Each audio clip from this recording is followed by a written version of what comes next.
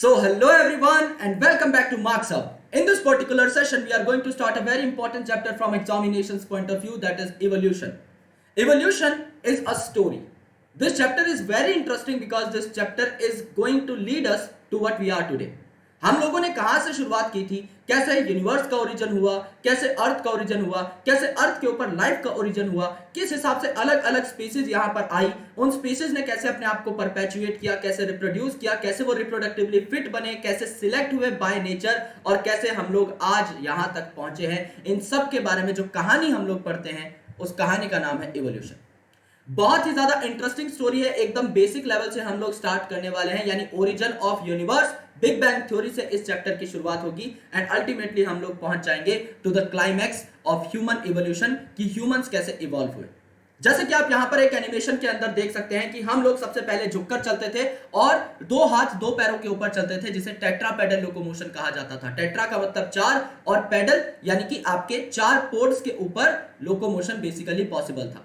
धीरे धीरे हम लोग एकदम झुके हुए स्ट्रेचर से इरेक्ट पोस्चर में आने लगे एंड आज हम दो पैरों के ऊपर सक्सेसफुली चल पाते हैं, दौड़ पाते हैं, यानी कि हम लोग बाय पेडल लोकोमोशन शो करते हैं। इंसानी फितरत बदली है और इंसान का दिमाग भी बदला है। काफी सारी ऐसी चीजें थी जो हम पहले सोच भी नहीं सकते थे, जिसको आज हम इंप्लीमेंट कर पाते हैं। ये सब है हमारी क्रेनियल कैपेसिटी की वजह से।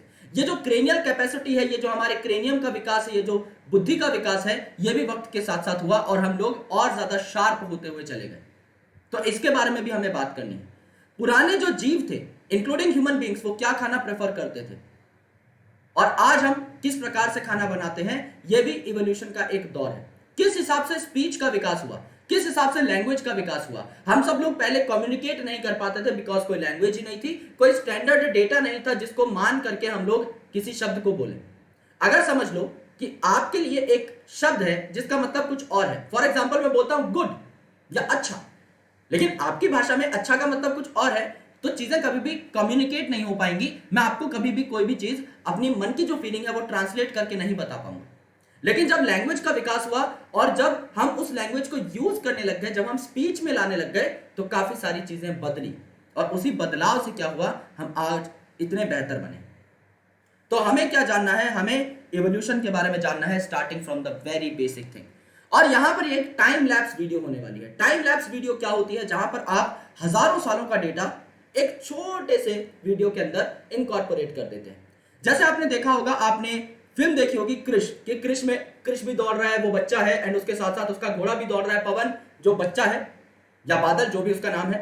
तो अल्टीमेटली भागते भागते ही घोड़ा भी बड़ा हो जाता है और कृष भी बड़ा हो जाता है, यानी कि उसकी जिंदगी, उसका बचपन कुछ खास गुजरा नहीं। फिल्म का कहने का यह मतलब था कि उसके बचपन में लंका लगी हुई थी। तो अल्टीमेटली हमें यह दिखाकर जो है फिल्म के अंदर ऑडियंस ग्रैब करने को नहीं मिलेगी, तो अल्टीमेटली इसको जवानी में पहुंचा देते हैं, जहां पर कि उसका रोमांटिक एंगल स्टार्ट हो जाएगा। तो बचपन का हमें कुछ नहीं करना, 2 मिनट का गाना बजा दिया हमने और उसके बीच में अचानक से ऋतिक रोशन बड़ा हो गया भगते भगते, एंड उसका घोड़ा भी बड़ा हो गया भागते भागते, क्योंकि हमें बीच के टाइम को एक छोटे से इंटरवल में दिखाना था। तो कृष की जिंदगी के 20 साल हमने सिर्फ 2 मिनट के गाने में फिट कर दिए। जैसे तुमने सूर्यवंशम देखी होगी, मुझे पक्का पता है तुमने देखी होगी, तुम्हारी जो फिल्मों की चॉइस है तुमने तो पक्का देखी होगी, 5 से 6 बार देखी होगी। जो सूर्यवंशम में जो हीरा ठाकुर है, उसकी वाइफ बैठ करके जाती है मस्त एकदम एक ट्रेन के अंदर और आईएएस बन करके आ जाती है एक गाने के अंदर, right. So within one song the whole UPSC journey, the whole UPSC preparation, the prelims examination, the mains examination, the interview, the selection, LBSNAA में सब कुछ जो हुआ सब गायब कर दिया, 3 मिनट के अंदर 10 साल दिखा दिए। तो यही होता है टाइम लैप्स। इवोल्यूशन बहुत ही ज्यादा डिटेल्ड प्रोसेस है। यूनिवर्स का ओरिजिन कहा जाता है कि 20 बिलियन साल पहले हुआ था, यानी 20 अरब साल पहले। अर्थ का ओरिजिन बोला जाता है कि 4.5 बिलियन साल पहले हुआ था, 4.5 बिलियन ईयर्स। आप लोग सोच भी नहीं सकते, अभी हमारे कैलेंडर में सिर्फ 2000 साल क्रॉस हुए, राइट। तो अल्टीमेटली हम लोग इतना ज्यादा पुराना जो इवेंट था उसको एकदम बराबर बराबर सीक्वेंस में नहीं देख सकते। हम लोग करोड़ों सालों की जो बात है वो 1 मिनट में समझेंगे। जिस रिएक्शन को होने में हजारों साल लगी थी, हम उसे सिर्फ एक पर्टिकुलर स्लाइड के अंदर समझ लेंगे। And it is going to be very important from examination point of view, from your concern as well, कि आप लोग आज ऐसे हो, क्या था जिससे दुनिया में किसी जीव का विकास हुआ था। हम लोग बोलते हैं हमारा जन्म कैसे हुआ है जी, हमारे मम्मी पापा से हुआ है, दैट इज एब्सोल्युटली ट्रू। फिर हम बोलेंगे मम्मी पापा का कैसे हुआ, उनके मम्मी पापा से हुआ होगा, उनके मम्मी पापा का उनके मम्मी पापा से। लेकिन दुनिया का सबसे पहला मम्मी पापा कौन था? दुनिया में सबसे पहला लिविंग सेल कैसे आया? दुनिया में सबसे पहला ऑर्गेनिज्म कैसे बना? अगर सभी अपने मम्मी पापा से बनते हैं तो कोई तो दुनिया का पहला ऑर्गेनिज्म होगा जो बिना मम्मी पापा के बना होगा। उसके बारे में हमें पता लगता है इवोल्यूशन के अंदर। कुछ जो सवाल है उनके जवाब हमें इस चैप्टर के अंदर मिलते हैं। तो मुझे पर्सनली इवोल्यूशन बहुत इंटरेस्टिंग, बहुत फैसिनेटिंग लगता है, क्योंकि बचपन से जो चीजें मैं सोचता था उनका जवाब कुछ हद तक मुझे इस चैप्टर में मिला, और कुछ हद तक पूरी दुनिया में किसी को नहीं मिला। तो चिंता की कोई आवश्यकता नहीं है। जो तुम्हें नहीं पता वो किसी को भी नहीं पता, उसके बारे में अभी शोध जारी है, रिसर्च जारी है। तो इवोल्यूशन क्या है?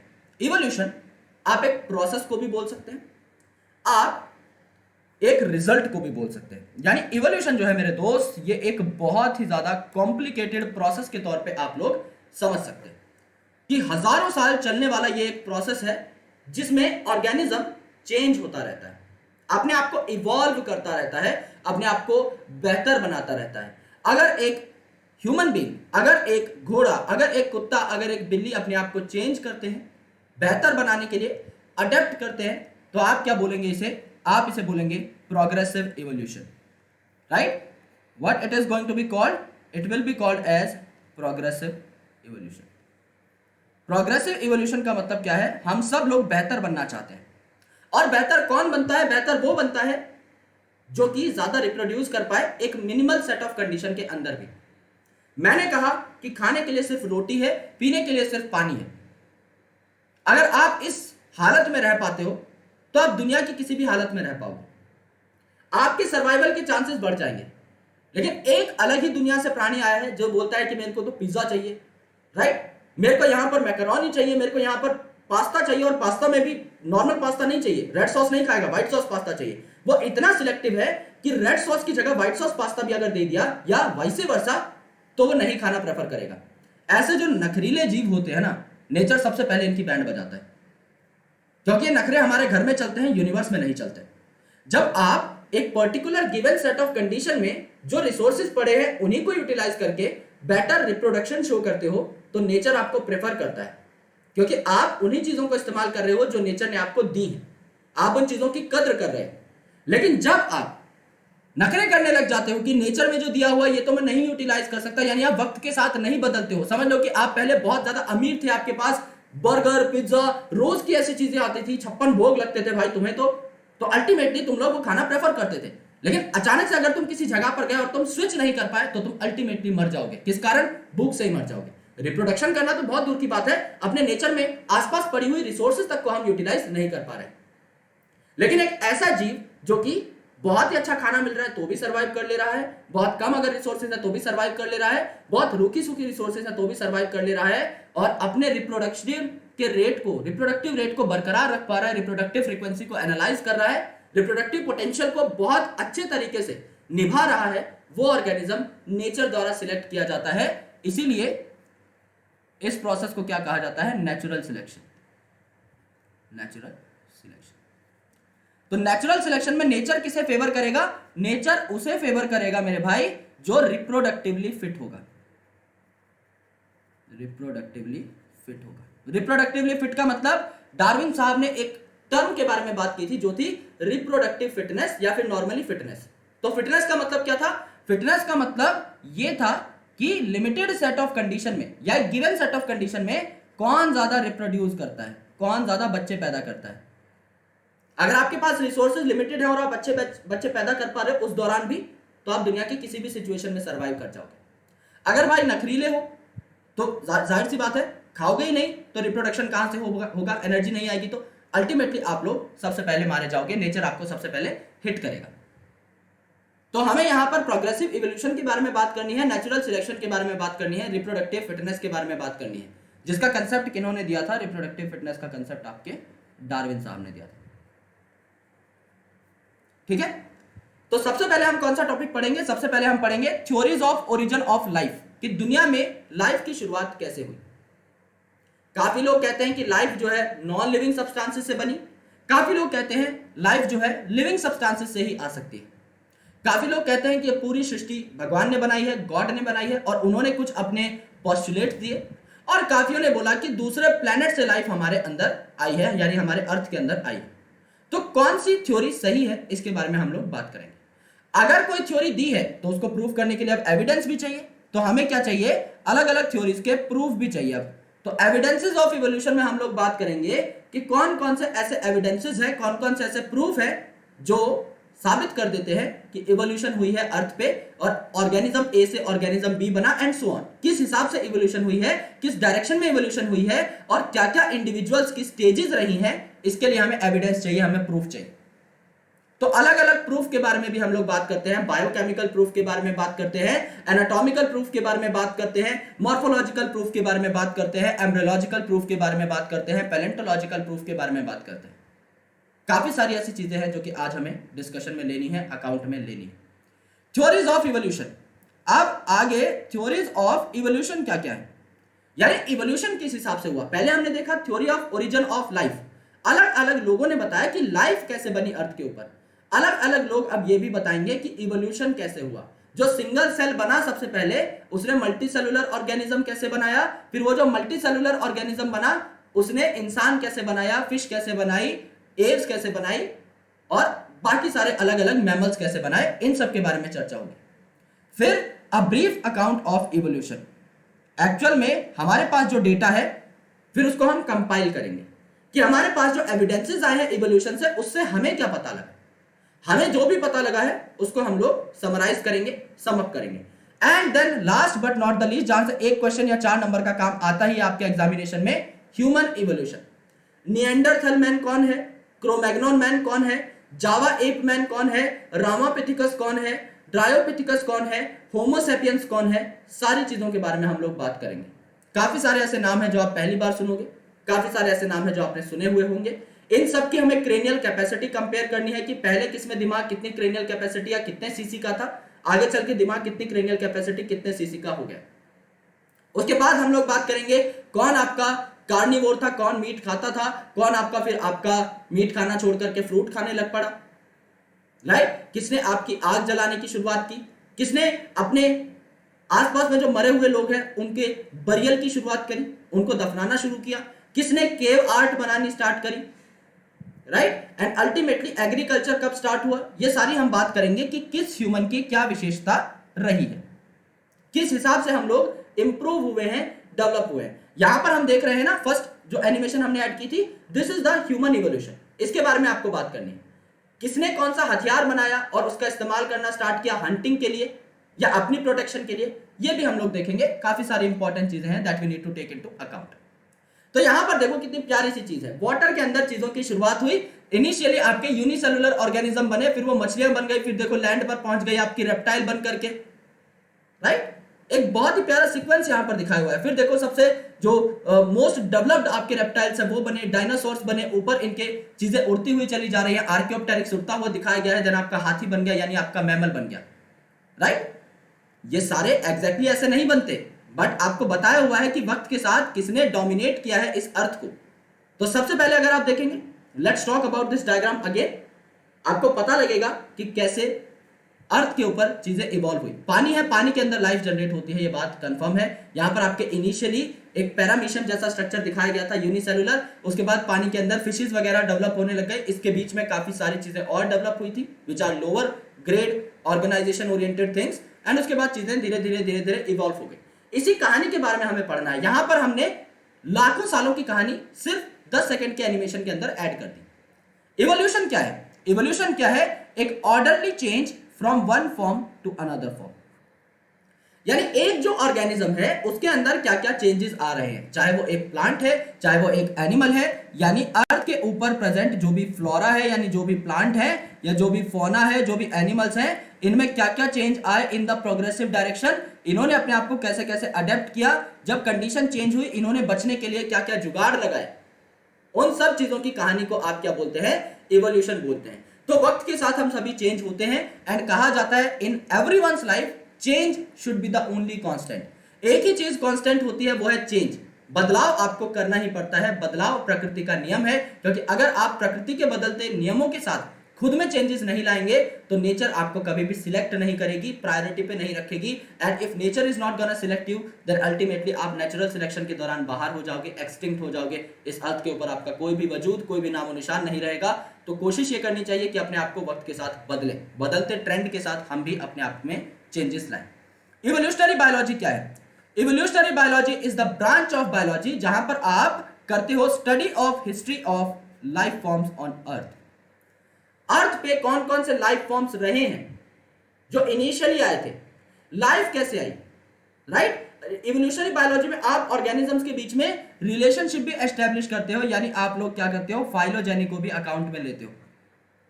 आपने बायोलॉजिकल क्लासिफिकेशन चैप्टर में पढ़ा था, प्लांट किंगडम चैप्टर में पढ़ा था, इनफैक्ट जेनेटिक्स में भी पढ़ा था कि ऑर्गेनिजम्स जो हैं एक दूसरे से रिलेटेड होते हैं, उनका जेनेटिक मटेरियल एक दूसरे से लिंक्ड हो सकता है, मिलता जुलता हो सकता है, और आप इन्हें कंपेयर कर सकते हो। You can make the comparative analysis and if you are going to compare the genome of two organisms you can build a relationship कि वो कितने सिमिलर है। लेट्स से एक ऑर्गेनिज्म है आपका रैट, एक ऑर्गेनिज्म है आपका वीट यानी ट्रिटिकम एस्टिवम, और एक है आपका ह्यूमन। मुझे पता लगाना है इन तीनों में से दो कौन ज्यादा रिलेटेड है।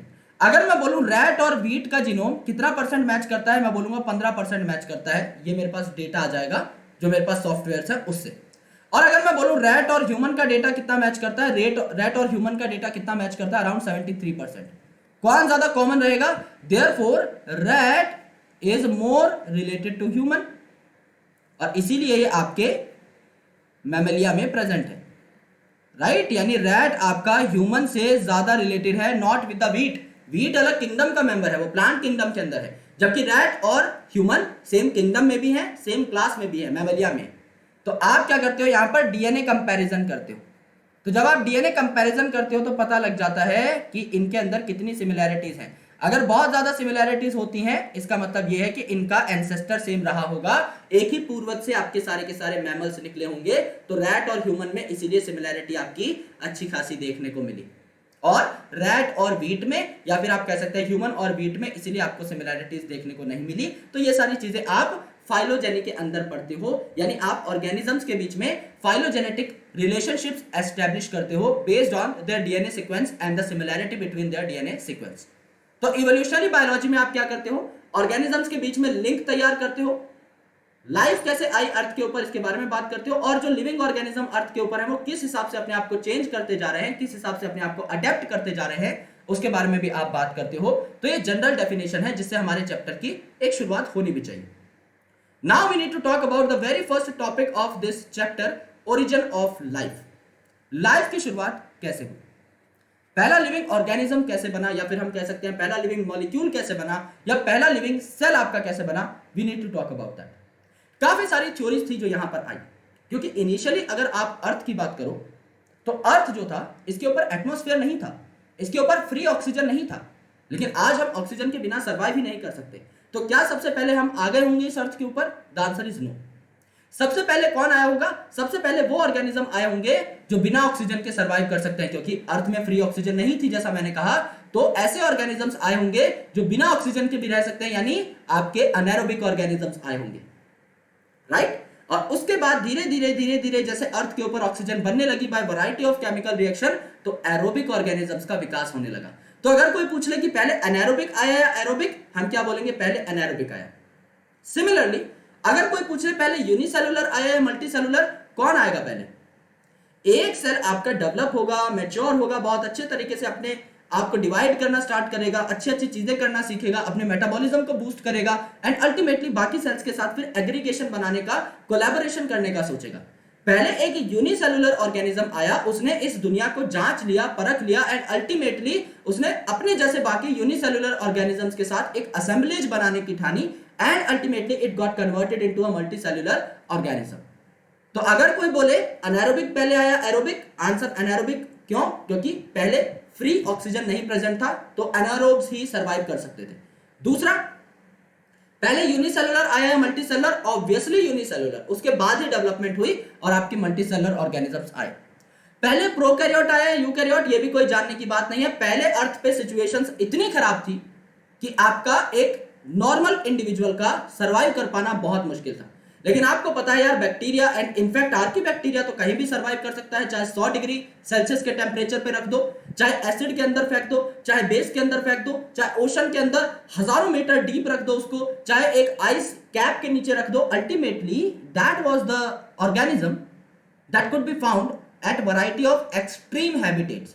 यानी जब दुनिया में एकदम जीवन लायक, राइट, अनुकूल परिस्थितियां नहीं है, जब एकदम जीवन जीने लायक यहां पे कंडीशंस नहीं है, उस टाइम पर भी आर्की बैक्टीरिया और बाकी उससे रिलेटेड बैक्टीरिया सर्वाइव कर सकते थे। तो पहले प्रोकैरियोट आया होगा, लोअर ऑर्गेनिज्म आया होगा।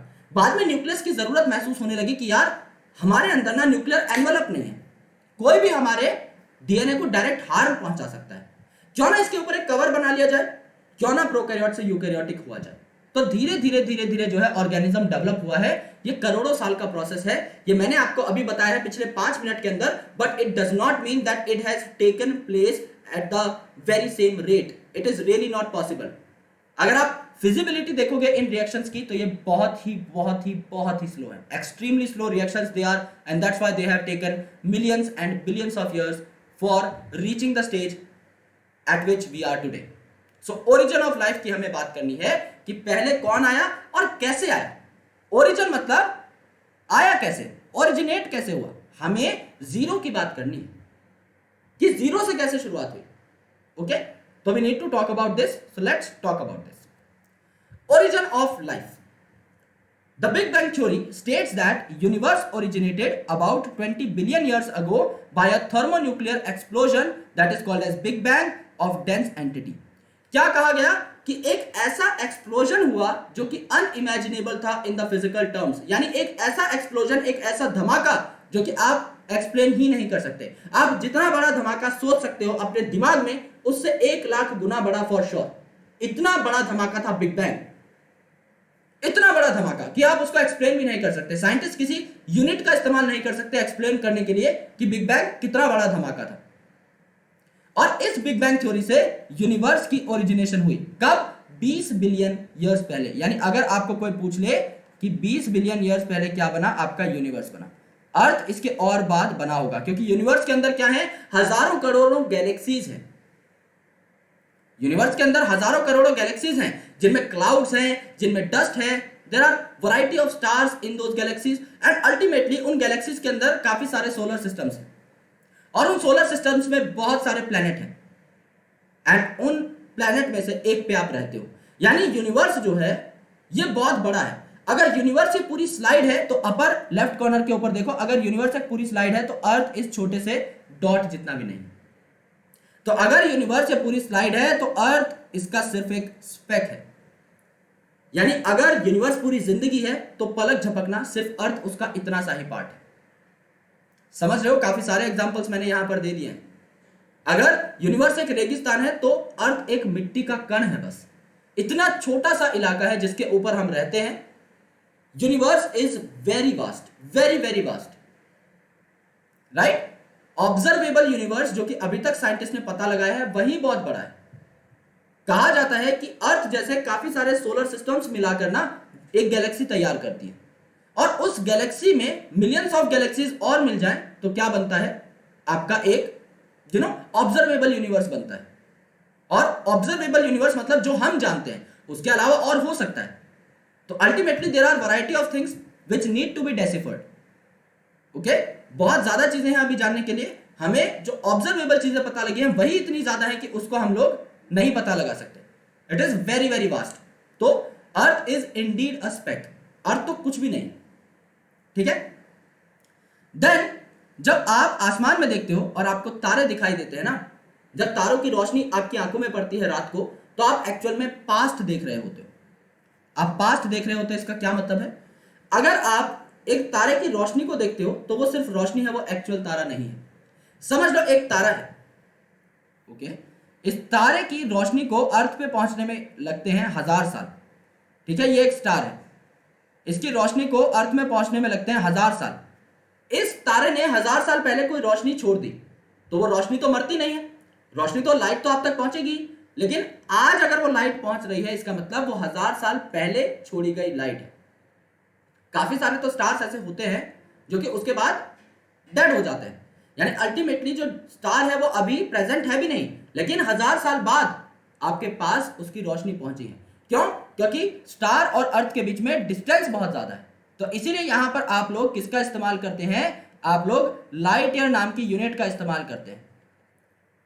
लाइट ईयर नाम की यूनिट है जो बताती है कि लाइट को सालों लग जाते हैं एक जगह से दूसरी जगह पहुंचने में, अगर दो ऑब्जेक्ट्स के बीच का डिस्टेंस बहुत ज्यादा है तो। अब स्टार और अर्थ के बीच का डिस्टेंस बहुत ज्यादा है तो लाइट ईयर यूनिट का यहां पर इस्तेमाल किया जाता है। 1 लाइट ईयर की अगर आप न्यूमेरिकल वैल्यू नोट करें तो इट इज 9.46 इंटू 10⁻15 मीटर। इतने मीटर्स होती है एक लाइट ईयर। और ऐसे काफी लाइट ईयर लग सकते हैं, ऐसे काफी लाइट ईयर का डिस्टेंस है जो कि आपका देखा जा सकता है एक पर्टिकुलर ऑब्जेक्ट का दूसरे ऑब्जेक्ट से। जैसे सन और अर्थ के बीच का जो डिस्टेंस है ये भी काफी ज्यादा है, एक स्टार और अर्थ के बीच का जो डिस्टेंस है ये भी बहुत ज्यादा है। तो लाइट ईयर जो है, अब ईयर से आपको टाइम नहीं नोट करना, ये क्या है? डिस्टेंस की यूनिट है। राइट, या फिजिक्स में आपको पढ़ाया भी जाता है, ये डिस्टेंस की यूनिट है। इसीलिए मैंने इसके एंड में क्या लगाया? मीटर लगाया है ना, मैंने सेकंड नहीं लगाया या मैंने मिनट नहीं लगाया, इट इज मीटर। लेकिन आपके सामने जो ऑब्जेक्ट है, जैसे मेरे लैपटॉप से जो एनर्जी निकल रही है वो मेरे तक झटपट पहुंच जा रही है because distance is very less. तो मैं अपने लैपटॉप को लगातार देख सकता हूं, उससे जो भी लाइट्स निकलती हैं मुझ तक पहुंचती हैं और उसी टाइम पर पहुंचती हैं, नैनो सेकंड्स में, फेम्टो सेकंड्स में पहुंचती हैं। तो मैं इसे डायरेक्टली देख सकता हूं, मैं अपने माइक को डायरेक्टली देख सकता हूं, स्टाइलस को डायरेक्टली देख सकता हूं। आप भी अपने रूम में जो हजारों ऑब्जेक्ट्स हैं उनको एकदम डायरेक्टली देख सकते हो at the very same time. उनमें जो भी बदलाव हो रहे हैं उन बदलावों को आप लोग नोटिस भी कर सकते हो।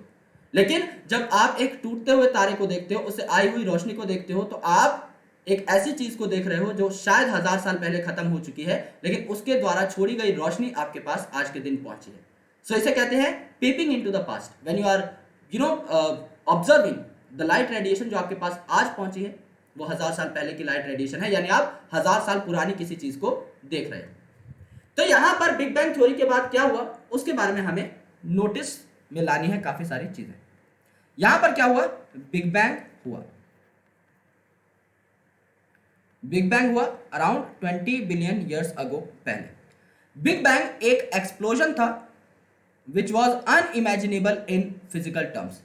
जब चीजें एक्सप्लोड होती हैं तो फैल जाती हैं, यानी जब ये एक्सप्लोजन हुआ तो चीजें एक्सपेंड करने लग गई, एक्सपेंशन अकर्ड, चीजें एक्सपेंड होने लग गई। जब चीजें एक्सपेंड होने लग गई, एक बार अगर कोई चीज फैल जाती है तो वो ठंडी जल्दी होती है, तो अल्टीमेटली चीजें कूल भी होने लगी, टाइम के साथ चीजें कूल भी होने लगी।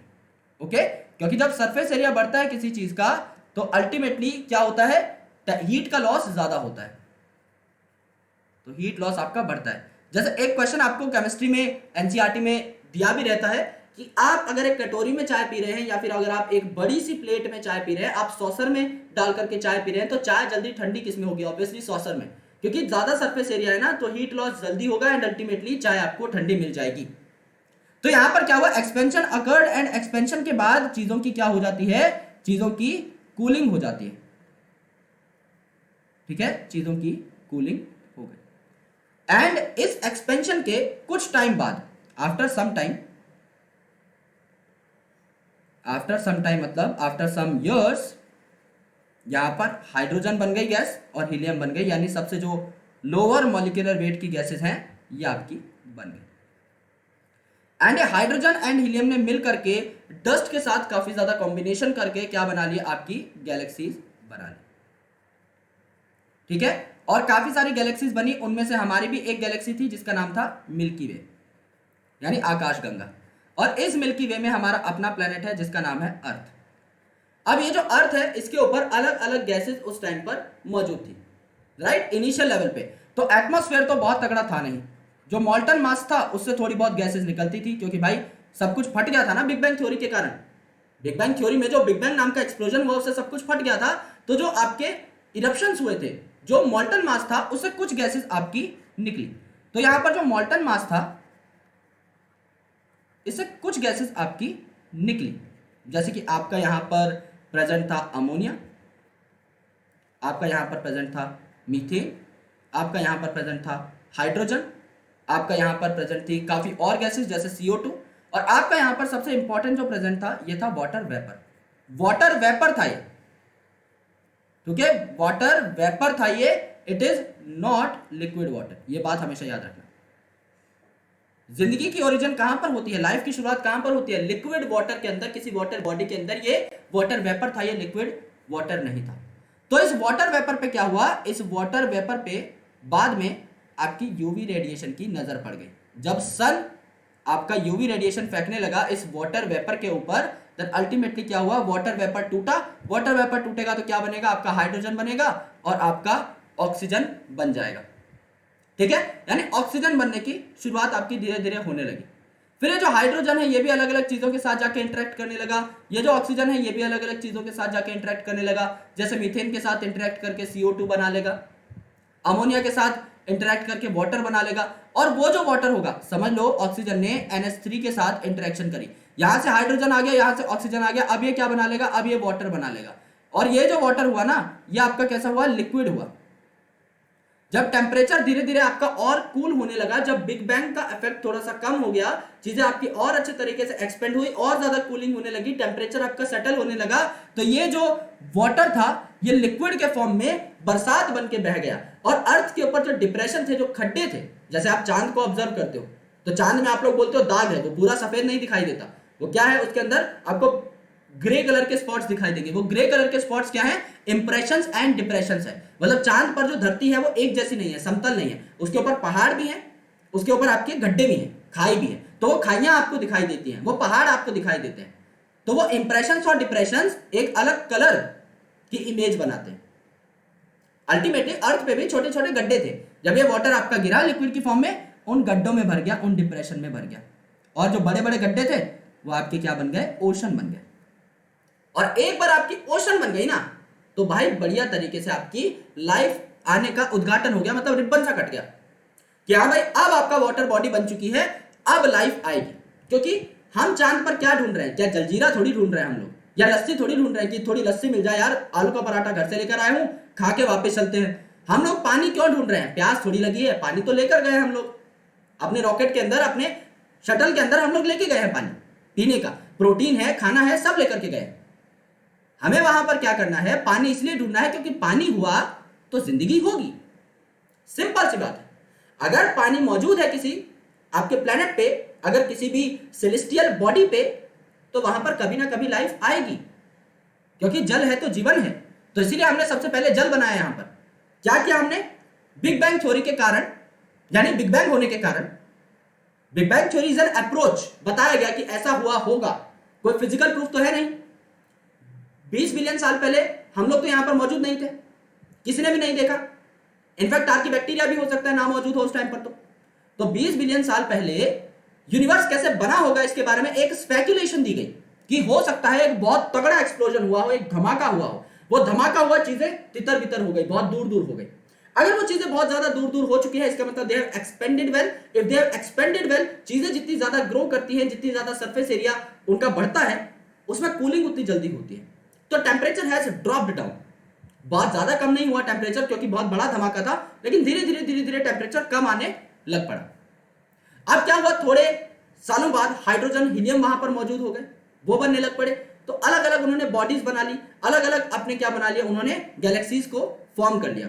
उन गैलेक्सीज के अंदर कुछ प्लैनेट्स थे, प्लैनेट के अंदर मोल्टन मास की वजह से बने हुए कुछ गैसियस मॉलिक्यूल्स हमारे पास प्रेजेंट थे। अमोनिया हो गया, कार्बन डाइऑक्साइड हो गई, हाइड्रोजन हो गया, वाटर वेपर्स हो गए, कार्बन डाइऑक्साइड हो गई, ये सारी चीजें वहां पर मौजूद थी। अब इसके अंदर जो वाटर वेपर्स थे और जो बची हुई गैसेस थी, उनके ऊपर रिएक्शन हुआ, सन रेडिएशन जब पड़ी, यूवी लाइट, तो उसको तोड़ दिया, उस वाटर वेपर के मॉलिक्यूल को तोड़ दिया, हाइड्रोजन ऑक्सीजन अलग हो गया। अब हाइड्रोजन ऑक्सीजन अलग हो गए, तो उस ऑक्सीजन ने और उस हाइड्रोजन ने अलग अलग जो गैसेस पहले से मौजूद थी उनके साथ जाके अलग अलग रिएक्शंस को स्टिमुलेट कर दिया, चालू कर दिया, एंड अल्टीमेटली आपको वैरायटी ऑफ प्रोडक्ट्स मिले, जिसमें से एक था लिक्विड वाटर। लेकिन वो अचानक से नहीं बरसा, अल्टीमेटली जब अच्छा टेम्परेचर आपका कम हो गया ना, उस टाइम पे वो आपका लिक्विड में कन्वर्ट होकर बरस पड़ा और आपके ओशन की फॉर्मेशन हुई। एंड ओशन की फॉर्मेशन हो गई तो जिंदगी आएगी, फिर उसके बाद तो कोई भी टेंशन नहीं है। तो आपका जो यूनिवर्स था वो 20 बिलियन ईयर्स अगो पहले बना था, 20 अरब साल पहले बना था, लेकिन अर्थ जो था ये आपका 4.5 बिलियन ईयर्स अगो पहले बना था, राइट। यानी यूनिवर्स की फॉर्मेशन के लगभग मान के चल सकते हो आप 15 बिलियन साल बाद। यानी यूनिवर्स के बनने के बाद 15 बिलियन साल और लग गए सिर्फ अर्थ को बनने में। लाइफ भी नहीं आई अभी, लाइफ भी नहीं आई है, सिर्फ अर्थ को बनने में इतना टाइम लग गया।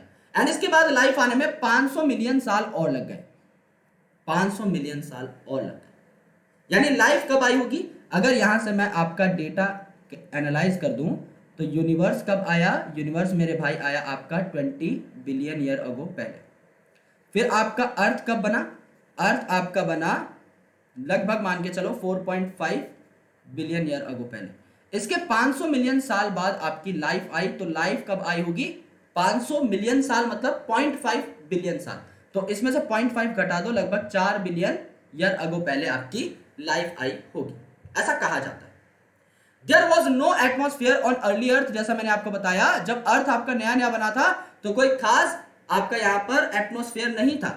कुछ चुनिंदा गैसेस प्रेजेंट थी जो कि मॉल्टन मास से रिलीज हुई थी और इन्होंने अर्थ के सरफेस को कवर कर लिया था, जैसे कि वाटर वेपर। तो ये लिक्विड की फॉर्म में नहीं है, ये मैं आपको पहले भी लिखवा चुका हूं, एक और बार लिखवा रहा हूं, ये लिक्विड की फॉर्म में नहीं है। फिर आपका मीथेन है यहां पर, कार्बन डाइऑक्साइड है यहां पर, अमोनिया है यहां पर। ये मोल्टन मास से बने, रिलीज हुए एंड अल्टीमेटली इन्होंने अर्थ की सरफेस को कवर कर लिया। फिर यहां पर जो वाटर था in the form of vapour, इस पे यूवी रेडिएशन ने अपना इफेक्ट दिखाना स्टार्ट किया। अब H2O है, ये किस में टूटेगा? ये हाइड्रोजन और ऑक्सीजन में टूटेगा। हाइड्रोजन बन गया, ऑक्सीजन बन गया। अब ये जो ऑक्सीजन है अलग अलग जगह जाकर रिएक्शन शो करेगी। जैसे अमोनिया के साथ मिल गई, अमोनिया के साथ मिली तो क्या बना लेगी? यहां से हाइड्रोजन आ जाएगा, यहां से ऑक्सीजन आ जाएगा, क्या बना? वाटर बना। लेकिन ये वाटर अब आपका लिक्विड स्टेट में बना है, बरसने की देर है बस, ठीक है। फिर ये मीथेन के साथ जाकर के अटैक कर लेगी O2, तो मीथेन से आपका कार्बन आया और यहां से आपका ऑक्सीजन आया, तो और CO2 भी यहां पर बनी, ठीक है। अल्टीमेटली क्या हुआ? यहां पर वाटर का विकास हो गया और ये वाटर जो है आपका कंडेंस होकर के बरस गया, कंडेंस हुआ, बरसा, तो इसने क्या बना ली? ओशन बना ली, अलग अलग डिप्रेशंस में जाकर के। सिमिलरली आपका ये जो ऑक्सीजन था, ये आपका और ऑक्सीजन मॉलिक्यूल्स के साथ भी इंटरेक्ट करने लगा। यूवी रेडिएशन से आई हुई लाइट की एनर्जी से एंड ओजोन लेयर इसने बना लिया, यानी O3 लेयर इसने बना लिया, ठीक है। एंड अगेन अब ओजोन लेयर बन चुका है तो अल्टीमेटली आपका टेम्परेचर कम होने लग पड़ेगा। तो अर्थ का टेम्परेचर आपका फिर धीरे धीरे कूल होने लगा। तो वाटर वेपर जो है, जो बरसने के लिए बेताब थे, अब ये आपकी सारी की सारी डिप्रेशंस को भर देते हैं और ओशन को बना लेते हैं। और एक बार अगर ओशन आ गया तो आगे चल के पक्का लाइफ भी आएगी, दैट इज अ श्योरिटी। तो ये हमें यहां तक समझना था। क्या कहानी समझी हमने? 20 बिलियन साल पहले बिग बैंग हुआ,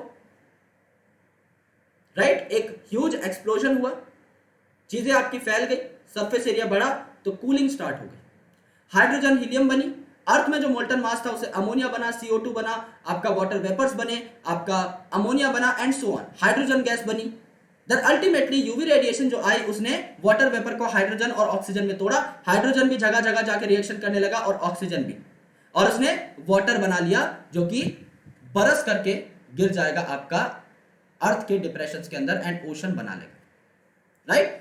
इस हिसाब से आपकी ओरिजिन ऑफ लाइफ हुई होगी, there is a speculation, right? क्योंकि इन चीजों का कोई बहुत खतरनाक प्रूफ नहीं है हमारे पास कि ऐसा ही हुआ था।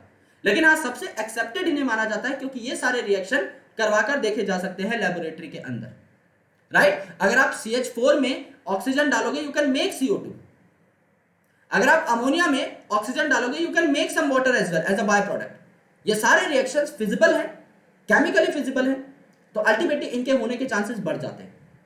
Okay, now theories of life, theories of origin of life, कि दुनिया में जिंदगी कैसे आई होगी, लाइफ कैसे आई होगी। तो लाइफ आई कब, पहले तो ये देख लेते हैं।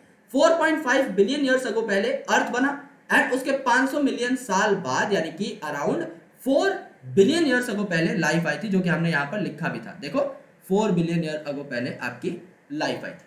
अब हमें देखना है कि आई कैसी, अलग अलग थ्योरी क्या है। थ्योरीज का नाम क्या है? पहली थ्योरी आपकी ए बायोजेनेसिस। ए का मतलब एब्सेंट, बायो का मतलब लिविंग एंड जेनेसिस मतलब जनरेशन। यानी यहां पर क्या बोला कि जनरेशन जो हुई है वो अबायोटिक चीजों से हुई है, यानी आपका क्या हुआ, नॉन लिविंग चीजों से लिविंग चीजें बनती हैं, ये यहां पर कहा गया कि नॉन लिविंग चीजों से लिविंग चीजें बनती हैं, that is abiogenesis concept. Biogenesis, काफी सारे साइंटिस्ट ने बोला कि लिविंग चीजें सिर्फ लिविंग से बन सकती है, जैसे आपके पेरेंट से आप बने हैं, मेरे पेरेंट से मैं बना हूं। यहां पर क्या कहा गया, सिर्फ लिविंग ऑर्गेनिज्म जो है यही दूसरे लिविंग ऑर्गेनिज्म को गिव राइज कर सकता है। This is biogenesis. बायो मतलब लाइफ, जेनेसिस मतलब जनरेशन, यानी लाइफ का जनरेशन लाइफ से ही होता है, प्री एग्जिस्टिंग लाइफ से ही नई लाइफ बनेगी। पैनस्पर्मिया, पैनस्पर्मिया क्या है, यहां पर स्पर्मिया वर्ड का इस्तेमाल किया हुआ है, यानी लाइफ से रिलेटेड जो स्पोर्स है ये किसी और प्लेनेट से, ये बाहर से, ओके, सम अदर प्लेनेट से हमारे पास आए थे और अर्थ के अंदर ये स्पोर ग्रो कर गए। ग्रीक जो फिलोसोफर्स है उनकी ये साइकोलॉजी थी, उनका ये मानना था कि पैनस्पर्मिया थ्योरी जो है इसमें क्या हुआ, काफी सारे स्पोर्स जो है आपके दूसरे प्लेनेट से आए, उन दूसरे प्लेनेट पे लाइफ थी, हमारे पास लाइफ नहीं थी। अर्थ में आकर के जो स्पोर्स हैं रिप्रोड्यूस करने लग गए, जर्मिनेट करने लग पड़े एंड हमारे अर्थ पे भी लाइफ आ गई। यहां पर है क्रिएशनिज्म, जिसको आप क्या कहते हैं, थ्योरी ऑफ स्पेशल क्रिएशन भी कहते हैं, special creation. Okay, father sores नाम के एक फादर साहब थे जो चर्च में काम करते थे, उनका यह कहना था कि क्रिएशन करी गई थी इस पूरे के पूरे अर्थ की, और इसके अंदर जितने भी लिविंग ऑर्गेनिज्म है उन सब की भी क्रिएशन किसने की थी, भगवान ने की थी। तो स्पेशल क्रिएशन की थ्योरी दी गई थी।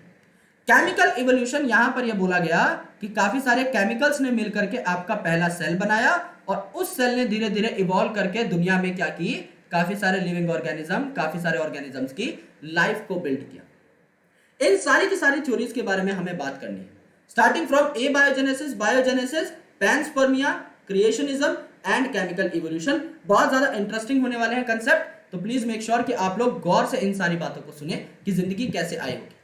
थ्योरी ऑफ स्पॉन्टेनियस जनरेशन यानी एबायोजेनेसिस, यहां पर क्या बोला गया, एबायोजेनेसिस के अंदर, ए बायो का मतलब मैं आपको बता चुका हूं, अबायोटिक चीजों से लाइफ आई होगी, यानी नॉन लिविंग चीजों से लाइफ आई होगी। तो इसमें क्या कहा गया, life came out of decaying and rotting matter like straw, mud etcetera. यहां पर यह बोला गया कि जो सड़ी गली चीजें हैं उनसे लाइफ आती है। क्योंकि एक साइंटिस्ट थे, उन साइंटिस्ट ने क्या किया, पहले लेबोरेटरीज तो बहुत ज्यादा वेल डेवलप्ड नहीं होती थी, तो उन्होंने अपने घर के अंदर एक छोटी सी लैब को एस्टेब्लिश किया हुआ था और वो कुछ रिसर्च कर रहे थे। और सिंस वहां पर खेती बाड़ी का भी काम होता था, तो उनके घर में, उनके कमरे के अंदर कुछ अनाज भी पड़ा हुआ था, कुछ गेहूं पड़े हुए थे। तो गेहूं को कुछ सैक्स के अंदर रखा गया, नहीं गेहूं की बोरियां पड़ी हुई थी, एक उनका टेबल था जिसपे वो पढ़ाई कर रहे थे।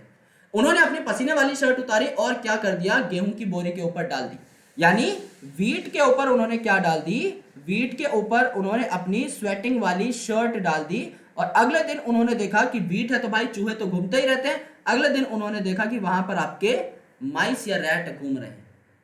तो उन्होंने क्या थ्योरी दी, उन्होंने बोला कि अगर आप पसीने वाली शर्ट डाल देते हो किसी भी गेहूं की बोरी के ऊपर तो क्या पैदा हो जाएगा, चूहा पैदा हो जाएगा। ये थ्योरी थी अबायोजेनेसिस की, यानी शर्ट जो है अबायोटिक है, वीट अबायोटिक है, राइट।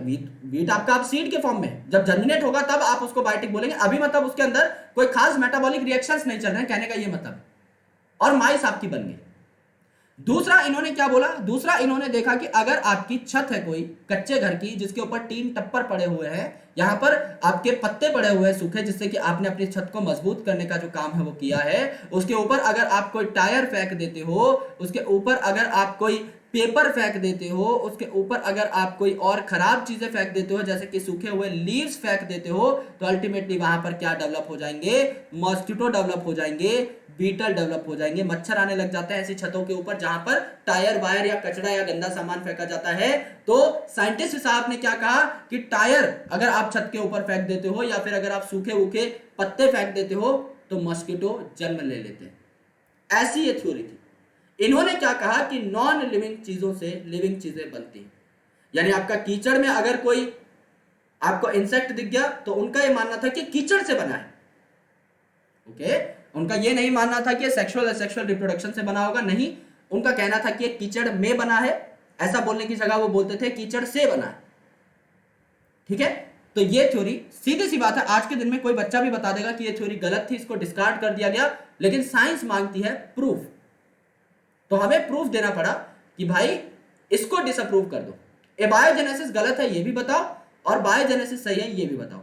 तो लुईस पास्चर जो थे, इन्होंने डेमोन्स्ट्रेट किया that life comes only from the pre existing life and disapproved this theory. यानी कौन सी थ्योरी को इन्होंने डिसअप्रूव कर दिया? अबायोजेनेसिस को डिसअप्रूव कर दिया। और लुईस पास्चर साहब ने क्या दी थ्योरी? आपकी बायोजेनेसिस की थ्योरी दी। इन्होंने बोला कि लाइफ जो है एक लिविंग ऑर्गेनिज्म से ही आ सकती है। He showed that in pre sterilised flask life did not came from killed east, while in another flask open to air new living organisms arose। इन्होंने क्या किया? इन्होंने एक एक्सपेरिमेंट किया जिसका नाम था स्वान नेक एक्सपेरिमेंट।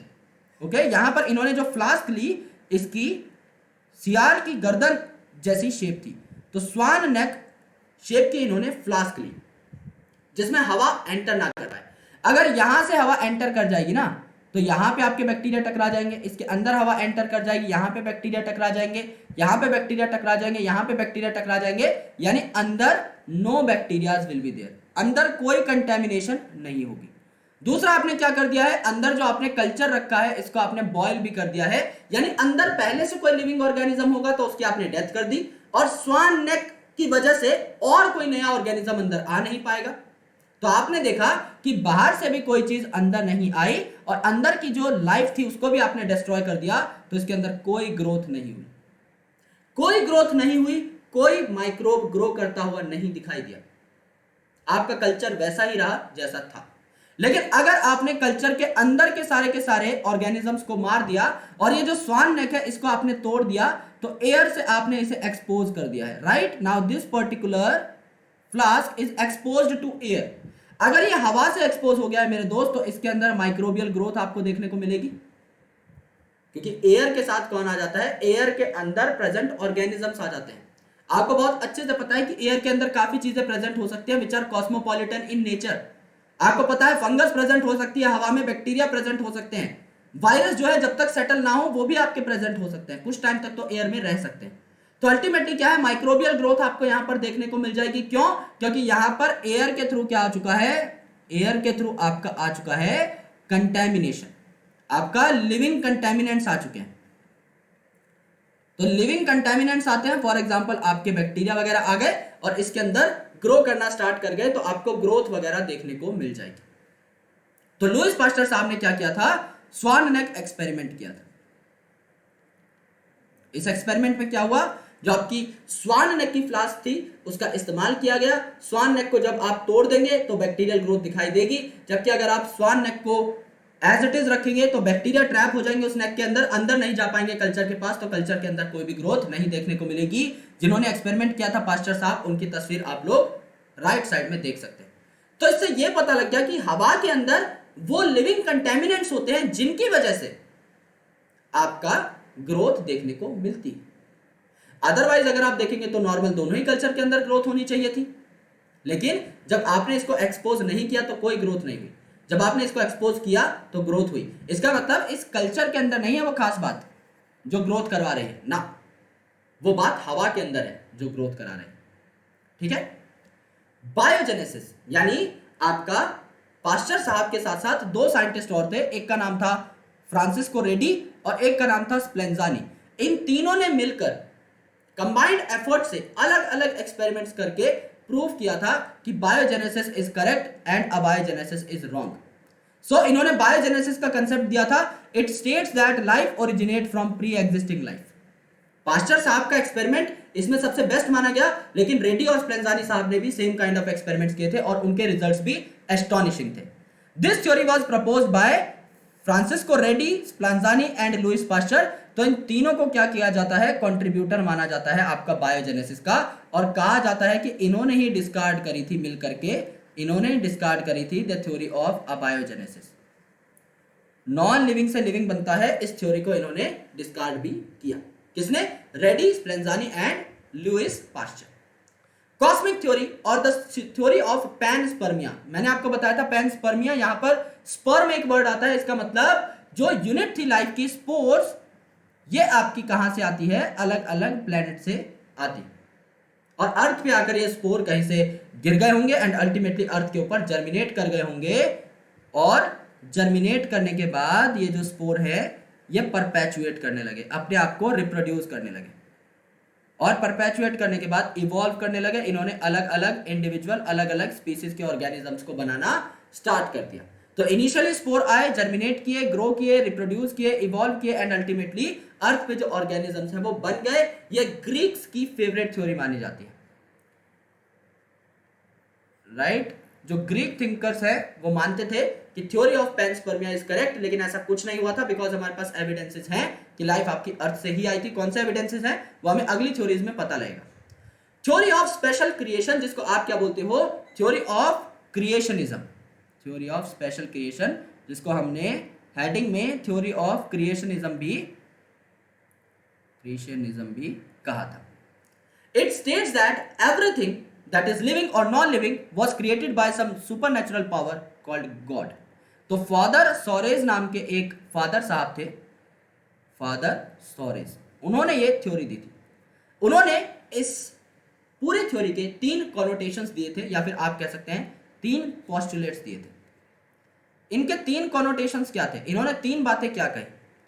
इन्होंने पहली बात ये कही कि अर्थ जो है ये आपका 4000 साल पहले बना था, 4000 साल पहले क्रिएट हुआ था आपका अर्थ।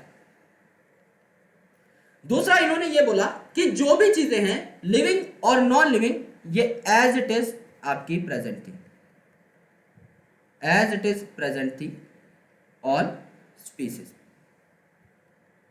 और दूसरा, इनके अंदर वक्त के साथ कोई चेंजेस भी नहीं आते, नो चेंजेस सीन, ये ऐसी ही रहेंगी। तो यहां पर काफी सारे साइंटिस्ट आए जिन्होंने इन 3 कॉनोटेशंस की धज्जियां उड़ाना स्टार्ट कर दिया एंड अल्टीमेटली आपको पता है कि ये तीनों कॉनोटेशंस गलत है। इनको गलत कैसे प्रूव कर सकते हैं हम लोग? अर्थ आपका अकॉर्डिंग टू फादर सोरेज साहब 4000 साल पहले बना था, लेकिन क्या 4000 साल पहले अर्थ बना होगा? भाई 2020 सालों से तो हमारा कैलेंडर ही चल रहा है। उससे पहले भी हमें बिफोर क्राइस्ट काफी सारी ऐसी साल हैं जो कि अलग अलग आपके ग्रंथों के अंदर मेंशन है। And ultimately we know very well कि बहुत पुरानी डेटिंग्स भी हम लोग कर चुके हैं, हजारों लाखों करोड़ों साल पुरानी चीजों को भी हम लोग यहां पर एक्सपीरियंस कर चुके हैं। इस अर्थ के ऊपर 4000 साल पहले अर्थ का बनना is a totally wrong statement. तो ये बात आपकी रॉन्ग स्टेटमेंट प्रूव कर दी गई। दूसरी, एज इट इज प्रेजेंट थी सारी की सारी स्पीसीज, सारी चीजें एज इट इज प्रेजेंट थी। काफी सारी ऐसी चीजें होती हैं जो टाइम के साथ क्रिएट होती हैं, आपके अंदर म्यूटेशन आती है, आपके अंदर बदलाव होते हैं। सेक्सुअल रिप्रोडक्शन के दौरान ऑर्गेनिजम्स के अंदर रिकम्बिनेशन होती है, सेक्सुअल रिप्रोडक्शन के दौरान ऑर्गेनिजम्स के अंदर क्रॉसिंग ओवर होते हैं। अगर आपकी सारी की सारी चीजें एज इट इज बनती और उनमें कोई बदलाव नहीं आते तो हम इतने कैसे बदल गए? हम पहले 4 पैरों पर चलते थे, राइट? आपके दोनों हाथ भी तो उस टाइम पे पैरों की तरह ही काम कर रहे थे ना, चलने के ही काम आ रहे थे, लेकिन आज आप बाय पेडल लोकोमोशन शो करते हो, बदलाव आ तो गया है। तो नो चेंजेस इन सीन, इस बात को भी आप लोग बहुत ही आसानी से कॉन्ट्राडिक्ट कर सकते हो कि चेंजेस आते हैं। ऑब्वियसली ह्यूमन ने काफी सारी ऐसी चीजें हैं जो कि ब्रीडिंग से बनाई है, राइट? आर्टिफिशियल हाइब्रिडाइजेशन से ह्यूमन ने क्या किया है? आपकी इंप्रूव्ड क्रॉप वैरायटीज तैयार की है, इंप्रूव्ड क्रॉप्स तैयार किए हैं टाइम के साथ। इसके साथ साथ इंप्रूव्ड हम लोगों ने कैटल्स तैयार किए हैं। जब भाई हम लोग इंप्रूव्ड कैटल्स तैयार कर सकते हैं, क्रॉप तैयार कर सकते हैं, तो नेचुरल वेरिएशंस जो एक ऑर्गेनिज्म के अंदर प्रेजेंट है उससे भी तो ऑटोमेटिकली नई नई आपकी ब्रीड्स तैयार हो सकती हैं, नई नई सब स्पीसीज तैयार हो सकती हैं, नई नई वैरायटीज तैयार हो सकती हैं। ये तो एक बहुत ही कॉमन चीज है, राइट? यानी कि जो काम ह्यूमन करा सकता है वो काम नेचर तो करा ही सकता है। ह्यूमन की तो कोई औकात नहीं है नेचर के सामने। यानी फादर सोरेज द्वारा दी गई तीनों कॉनोटेशंस को बहुत ही आसानी से गलत प्रूफ किया जा सकता है। अर्थ 4000 साल पुराना नहीं है, ये तो एकदम ही गलत स्टेटमेंट है, क्योंकि काफी लाखों करोड़ों साल पुरानी चीजें आपको पता है। आपको आज ये भी पता है कि डायनासोर अर्थ पे से कब गायब हुए थे? 65 मिलियन ईयर्स अगो पहले। यानी आपको 65 मिलियन ईयर्स पहले की भी बात पता है। आपको इतने पुराने पुराने फॉसिल्स के बारे में पता है जो लाखों साल पहले मिले थे। तो 4000 साल तो कुछ भी नहीं है, it is a very short term. Then as it is सारी चीजें प्रेजेंट थी, कोई भी चीज नई नहीं बनी, कोई भी चीज एक्सटिंक्ट नहीं हुई, ऐसा नहीं होता मेरे दोस्त। काफी चीजें आपकी वक्त के साथ एक्सटिंक्ट भी तो हुई हैं। जैसे डोडो एक बर्ड है मॉरिशस का, रिसेंटली एक्सटिंक्ट हुआ था। एक्सटिंक्ट हुआ तो, क्वागा एक्सटिंक्ट हुआ तो, right? Steller sea cow extinct हुई तो, आपका व्हाइट हॉर्न राइनो एक्सटिंक्ट हुआ तो काफी सारी ऐसी चीजें हैं जो कि एक्सटिंक्ट हुई हैं, आने वाले टाइम में और भी एक्सटिंक्ट हो सकती हैं चीजें। जिस हिसाब से अभी पॉल्यूशन बढ़ रहा है, जिस हिसाब से डिफॉरेस्टेशन बढ़ रही है, काफी सारे ऐसे ऑर्गेनिजम्स हैं, काफी सारी ऐसी स्पीशीज है विच आर थ्रेटेड, जो थ्रेट पे है, एंडेंजर्ड है काफी सारी चीजें। तो नई नई स्पीसीज क्रिएट तो हो ही रही हैं, पुरानी वाली आपकी डिस्ट्रॉय भी होती जा रही है, एक्सटिंक्ट भी होती जा रही है, तो एज इट इज तो कुछ नहीं प्रेजेंट। दूसरा बोला नो चेंजेस। भाई चेंजेस हो रहे हैं, जब इंसान ने खुद अपनी बुद्धि से इतने चेंजेस करा लिए तो वो तो नेचर है भाई, वो तो कुछ भी करा सकता है, वो तो नचा दे आपको, हमें सबको। तो इस थ्योरी को गलत साबित कर दिया गया। ओके, अब देखो क्या है theory of chemical evolution. Chemical से लाइफ आपकी कैसे बनी। So this theory was proposed by Oparin and Haldane. Oparin साहब जो थे ये रशिया के थे, हेल्डेन साहब आपके इंग्लैंड के थे। सबसे अच्छी बात यह हेल्डेन साहब को जो है इंडिया की सिटीजनशिप भी मिल चुकी थी, राइट। इन्होंने बोला था हम तो इंडिया में आकर रहेंगे। केमिकल इवोल्यूशन क्या बताता है? It states that the first form of life was originated from pre existing non living inorganic and organic molecules such as methane, ammonia, water, sugar, protein, nucleic acid etcetera. That is abiogenesis first, biogenesis ever since. ये line इन्होंने दी। इन्होंने क्या कहा? इनकी बात में एकदम पूरा पूरा लॉजिक है, इनकी बात में 100% लॉजिक है। हम क्या बोलते हैं कि भैया आप कैसे बने? भाई हम अपने पेरेंट से बने। आपके पेरेंट कैसे बने? उनके पेरेंट से बने, दादा नाना से बने, उनके पेरेंट से वो बने, उनके पेरेंट से वो बने। तो भाई पहला कैसे बना होगा? पहले का तो कोई पेरेंट नहीं होगा, जो सबसे पहले ऑर्गेनिज्म बना उसका तो कोई पेरेंट नहीं होगा ना। तो पहला जो ऑर्गेनिज्म बना, पहली जो लाइफ आई, पहला जो सेल बना, वो केमिकल से बना है। वो नॉन लिविंग केमिकल्स की सही इंटरेक्शन की वजह से बना। और एक बार सेल बन गया तो वो फिर रिप्रोड्यूस करने लग गया, उसके अंदर पावर आ गई अपने आप को परपेचुएट कराने की, वो फिर अलग अलग सेल्स बनाना स्टार्ट करने लग पड़ा। फॉर एग्जाम्पल समझ लो आपका कोई केमिकल है जैसे कि CH4। CH4 से समझ लो आपका कार्बन आ गया। आपका कोई और केमिकल है इनऑर्गेनिक केमिकल CO2, CO2 से भी आपका कार्बन आ गया, आपका ऑक्सीजन भी आ गया, ठीक है। इसके अलावा आपका वाटर है H2, H2O से समझ लो आपका हाइड्रोजन आ गया। अगर यहां से कार्बन आ जाए, ऑक्सीजन आ जाए, हाइड्रोजन आ जाए, तो क्या आप एक कार्बोहाइड्रेट बना सकते हो? क्या आप C6H12O6 बना सकते हो? मेरे भाई C आ गया, O आ गया, H आ गया, क्या आप ये ग्लूकोज बना सकते हो? बिल्कुल बना सकते हो। क्या आप इस ग्लूकोज से आगे चल के सेल्यूलोज बना सकते हो? भाई ग्लूकोज ही तो आगे चल के सेल्यूलोज बनाता है ना, बिल्कुल बना सकते हो। तो कार्बोहाइड्रेट से क्या बना होगा? सेल्यूलोज, और सेल्यूलोज क्या बना लेगा? एक सेल की सेल वॉल बना लेगा, ठीक है। सिमिलरली क्या हुआ? आपका यहां पर कार्बन आ गया, हाइड्रोजन आ गया, यहां पर आपने अमोनिया और ले लिया, NH3 ले लिया। अब इस NH3 से क्या बना? इस NH3 से अगर आप देखो तो नाइट्रोजन और आ गया, और आपका एक अमीनो एसिड बन गया। अमीनो एसिड मतलब एक आपका यहां पर अमीनो ग्रुप है, एक एसिडिक ग्रुप है। तो C आ गया मेरे पास, H आ गया, दूसरा समझ लो ग्लाइसिन बना, H आ गया, एंड NH3 आ गया। तो भाई नाइट्रोजन भी है मेरे पास, हाइड्रोजन भी है, कार्बन भी है, कार्बन भी है, क्या बन सकता है? अमीनो एसिड बन सकता है। अमीनो एसिड आगे चल के क्या बना सकता है? प्रोटीन बना सकता है। प्रोटीन क्या बना लेगा? मेरी सेल मेम्ब्रेन बना लेगा, एंड मेरे सेल के अंदर का स्ट्रक्चर भी बना लेगा। सिमिलरली अगर मैं कार्बन, हाइड्रोजन और ऑक्सीजन को जोड़ दूं तो क्या बन जाएगा? मेरा लिपिड बन जाएगा, बिल्कुल बन जाएगा। उस लिपिड से क्या बनेगी? मेम्ब्रेन बनेगी।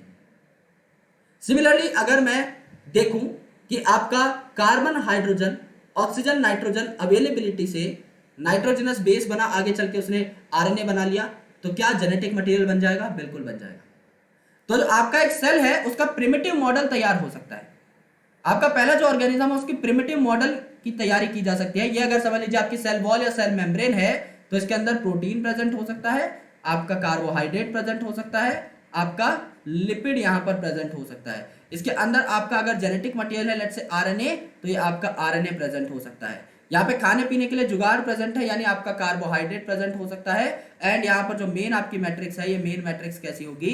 ये मेन मैट्रिक्स आपकी प्रोटीन की बनी होगी। तो ये प्रोटीन की मैट्रिक्स आपको देखने को मिल सकती है। तो यानी अगर मैंने इनऑर्गेनिक केमिकल्स यहां पर कंसिडरेशन में ले लिए, तो क्या मैं बोल सकता हूं कि इनऑर्गेनिक केमिकल्स जो है इनसे ऑर्गेनिक केमिकल बन जाएंगे? बिल्कुल बन जाएंगे। मैंने आपको बनाकर दिखाए हैं। इनऑर्गेनिक क्या है? आपका कार्बन है, हाइड्रोजन है, ऑक्सीजन है, नाइट्रोजन है, सल्फर है, फास्फोरस है, एंड सो ऑन। इनसे क्या बन जाएंगे? ऑर्गेनिक बन जाएंगे। ऑर्गेनिक क्या बने? आपके अमीनो एसिड बन गए, न्यूक्लिक एसिड बन गए, राइट, आपके लिपिड बन गए, आपके कार्बोहाइड्रेट बन गए, आपके प्रोटीन बन गए, ये सारी चीजें बन गई और इनसे आपका क्या होगा, इनसे आपका एक पर्टिकुलर सेल बन जाएगा। केमिकल इवोल्यूशन एकदम करेक्ट है कि दुनिया में जो पहले आपकी सेल की निर्माण हुआ होगा, पहला जो सेल की फॉर्मेशन हुई होगी वो आपका via inorganic and organic chemical हुआ होगा एंड उसके बाद आपका रिप्रोड्यूस कर पाएगा, परपेचुएट कर पाएगा, ये फिर आपका रिप्रोड्यूस करेगा and ultimately it will form more and more cell, ये फिर आपका बनाएगा मोर एंड मोर सेल। एकदम सही है बात, बिल्कुल सही। तो केमिकल इवोल्यूशन में ओपरिन और हेल्डेन साहब ने क्या कहा कि पहला सेल जो बना वो इनऑर्गेनिक और ऑर्गेनिक केमिकल से बना, एक बार सेल बन जाए फिर उसके बाद ये डिवाइड कर सकता है, रिप्रोड्यूस कर सकता है और खुद जैसे और सेल्स को बना सकता है।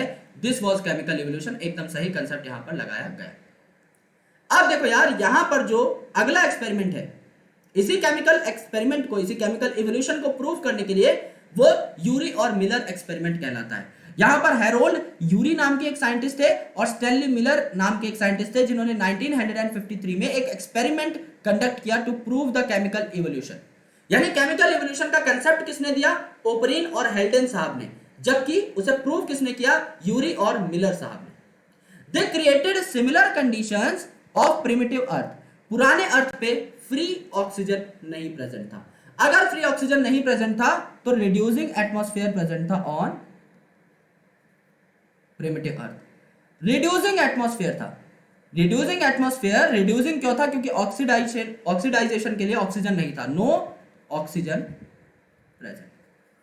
ऑक्सीजन था लेकिन वाटर की फॉर्म में H2O, तो ऑक्सीजन है बट फ्री नहीं, अकेला ऑक्सीजन नहीं, तो no oxygen present in free form, free form में नहीं था। जैसे CO2 आप देखोगे तो कार्बन के साथ बाउंड है ना ऑक्सीजन, फ्री नहीं है, तो कोई ऑक्सीजन प्रेजेंट नहीं था। उस टाइम पर कौन सी गैसेस थी, आपकी वैम गैसेस ज्यादातर प्रेजेंट थी। इसके अलावा भी गैसेस थी, मेन आपकी चार थी। वैम मतलब W for water molecule, water vapour, H का मतलब आपका हाइड्रोजन, A का मतलब आपका अमोनिया यानी NH3 एंड M का मतलब आपका मीथेन, ये चार गैसेस थी। इसके अलावा CO2 वगैरह आपके और प्रेजेंट थे, ठीक है। तो ये चार गैसेस आपकी मेन प्रेजेंट थी। फिर रिड्यूसिंग एटमॉस्फेयर हो गया क्योंकि सबके अंदर हाइड्रोजन है, इसके अंदर हाइड्रोजन है, इसके अंदर हाइड्रोजन है, इसके अंदर हाइड्रोजन है, इसके अंदर हाइड्रोजन है, तो रिड्यूसिंग एटमॉस्फेयर क्यों हुआ, फ्री ऑक्सीजन कम है लेकिन फ्री हाइड्रोजन बहुत ही सारी। दैट हाई टेम्परेचर यहां पर मौजूद था। टेम्परेचर उस टाइम पर कूल होने के बावजूद भी आपका 800 डिग्री सेल्सियस से भी ज्यादा मौजूद था।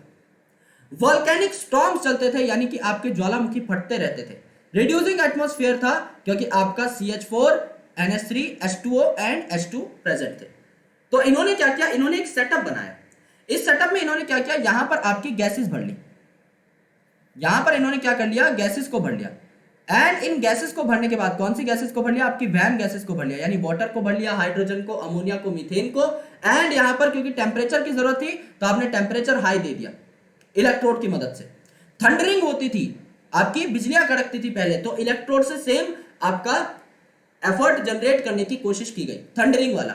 टेम्परेचर आपका कुछ इलेक्ट्रोड की वजह से भी था, बाकी आपकी वाटर स्ट्रीम भी वहां पर अच्छे तरीके से बरकरार रखी गई थी। तो बहुत सारी चीजें थी जो कि यहां पर इस छोटे से सेटअप में जुगाड़ के फॉर्म में लगाई गई। इसका एक एडवांस मॉडल मैं आपको यहां पर दिखा देता हूं। क्या हुआ, यहां पर आपकी वैम गैसेस को भर दिया गया, यानी कि water, hydrogen, ammonia and methane को भर दिया गया। यहां पर आपका अमोनिया, हाइड्रोजन, मीथेन और वाटर आपको दिखाई भी दे रहा होगा। वाटर आपका ऊपर से भी आता है, वाटर वेपर, तो काफी बार आप इस गोल चैम्बर के अंदर नहीं भी लिखते। तो आपने सारी वैम गैसेस ले ली, यानी आपने लास्ट जो आपके रिक्वायरमेंट्स थी गैसेस की, जो प्रिमिटिव अर्थ में मौजूद थी, उसे कंप्लीट कर दिया। अब यहां पर इलेक्ट्रोड है, ये इलेक्ट्रोड क्या करते हैं, इलेक्ट्रोड बहुत ज्यादा वोल्टेज क्रिएट करते हैं। And since they create voltage, ये क्या करते हैं, ये आपकी थंडरिंग का इफेक्ट और वॉल्केनिक इरप्शन का जो इफेक्ट था इसको मिमिक करते हैं। कि पुराने जमाने में जब अर्थ आपका जस्ट थोड़ा थोड़ा डेवलप होना स्टार्ट हो रहा था, जब उसके ऊपर लाइफ आने की शुरुआत कर रही थी, उस टाइम पर बिजलियां खूब कड़कती थी और वॉल्केनिक इरप्शंस होते थे, ज्वालामुखी बहुत फटती थी, तो उसको क्या किया, उसको मिमिक करने के लिए यहां पर इलेक्ट्रोड लगा दिया। वाटर वेपर का टेम्परेचर बहुत हाई रखा, तो क्या किया, इस चैम्बर में वाटर जो है ये आपका वेपराइज होकर जा रहा है। एंड यहां पर प्रेजेंट है एक ये चैम्बर जिसको आपने बोल दिया कंडेंसर। इसका काम क्या है ये मैं आपको अगली स्लाइड के अंदर बताऊंगा। एक और डायग्राम के अंदर देख लेते हैं कि यहां पर इसके रिजल्ट क्या है। यहां पर क्या हुआ, they made an electric discharge in the close flask containing CH4 NH3 H2 and water vapour eight 800 degree Celsius. यानी तापमान आपने पुराने अर्थ की कंडीशन के समान रख लिया 800 degree Celsius.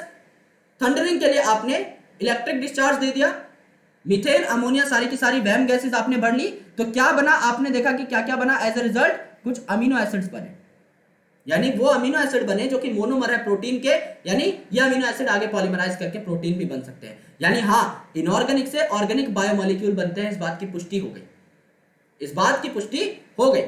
In similar experiment काफी सारे साइंटिस्ट ने, और इन्होंने भी बल्कि अलग अलग सेटअप के ऊपर ये एक्सपेरिमेंट किया, तो काफी केस में इन्हें देखने को मिला कि अमीनो एसिड बने, कुछ के अंदर शुगर्स बने, कुछ के अंदर नाइट्रोजनस बेसिस बने, कुछ के अंदर पिगमेंट बने, कुछ के अंदर फैट बने। क्या मतलब, आपका सेल क्या है, आपका सेल और कुछ नहीं, बायोमोलिक्यूल्स की इंटरेक्शन से बना हुआ एक प्रोडक्ट है। और वो बायोमोलिक्यूल्स कहां बन रहे हैं, इस एक्सपेरिमेंट के अंदर बन रहे हैं। अगर आप इनऑर्गेनिक केमिकल्स को, वाटर को, हाइड्रोजन को, मीथेन को, अमोनिया को एक प्रॉपर कॉम्बिनेशन में मिक्स करते हैं और आप अगर इन पे हीट लगाते हैं, इलेक्ट्रोड का वोल्टेज डिस्चार्ज कराते हैं, तो अल्टीमेटली क्या होगा, ये आपके अलग अलग कॉम्बिनेशंस में साथ जुड़ेंगे और ये अलग अलग बायोमोलिक्यूल्स बनाएंगे।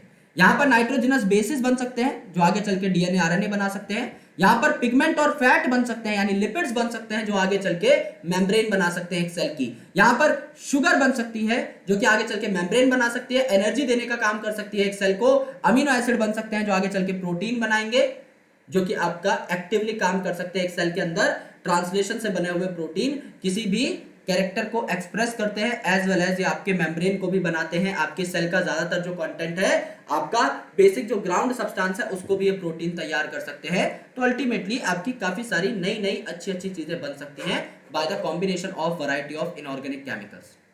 तो इसीलिए जो हमने केमिकल इवोल्यूशन कंसेप्ट के अंदर पढ़ा था कि इनऑर्गेनिक केमिकल से ऑर्गेनिक केमिकल्स बन रहे हैं, वो बात एकदम 100% सही निकली। फिर देखो यहां पर ये कंसेप्ट है एनसीईआरटी का, ये डायग्राम एकदम सेम है, इसको समझने में हमें काफी ज्यादा आसानी होगी एंड ये इंपॉर्टेंट भी है।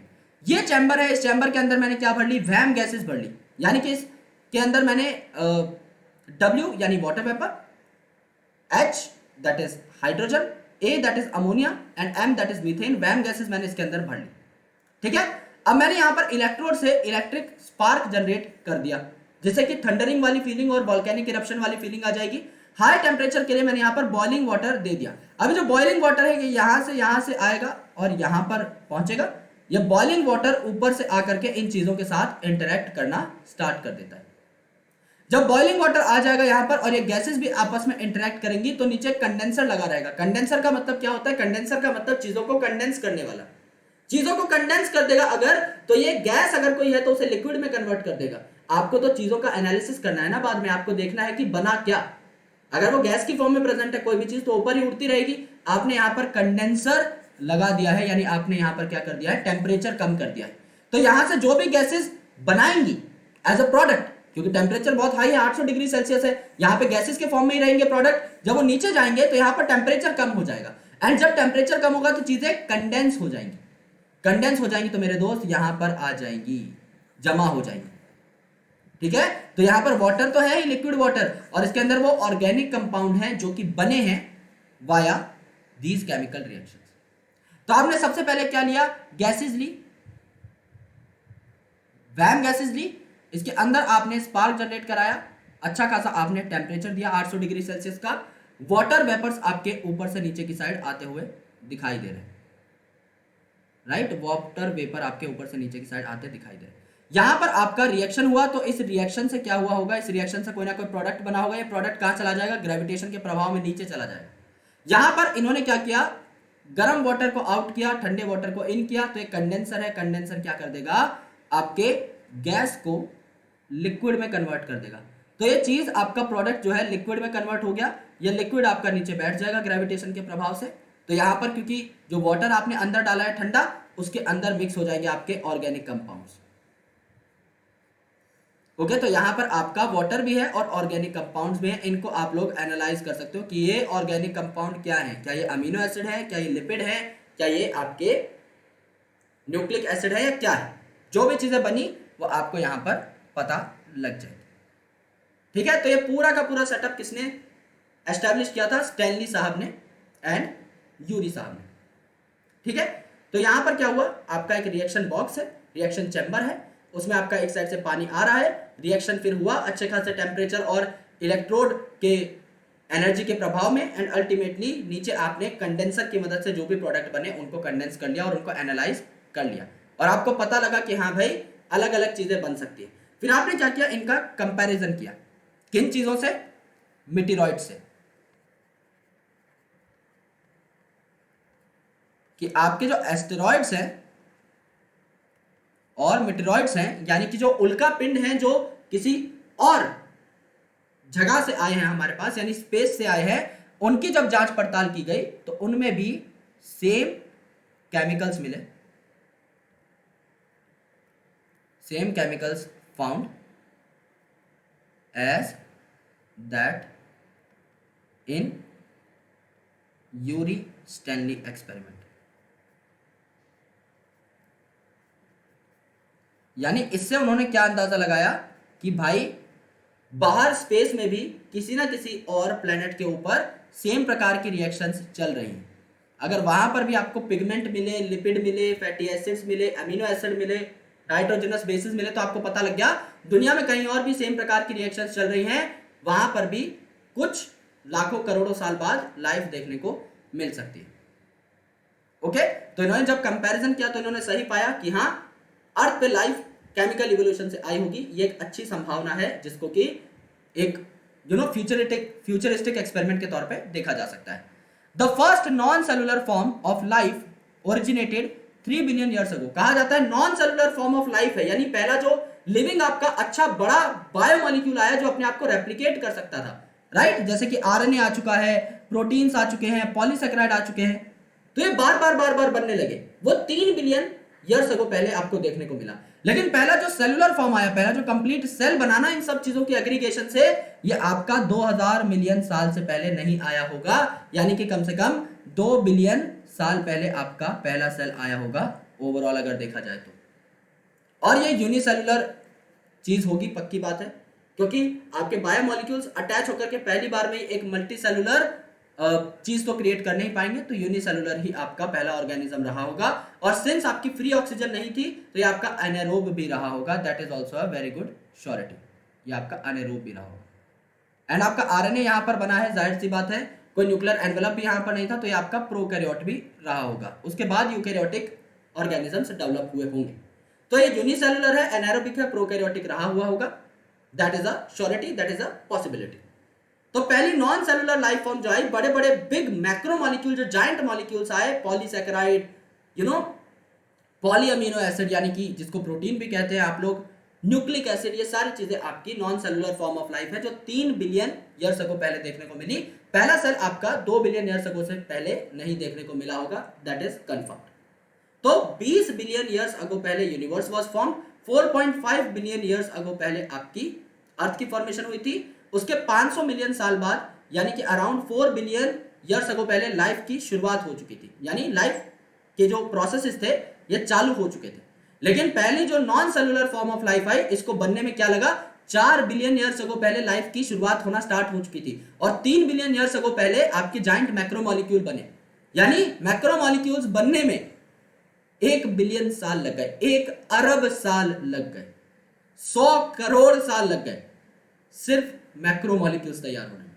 और उसके बाद 100 करोड़ साल और लग गए, 1 बिलियन साल और लग गए नॉन सेलुलर से सेलुलर फॉर्म में जाने में। इतना स्लो है एवोल्यूशन, इतना स्लो है।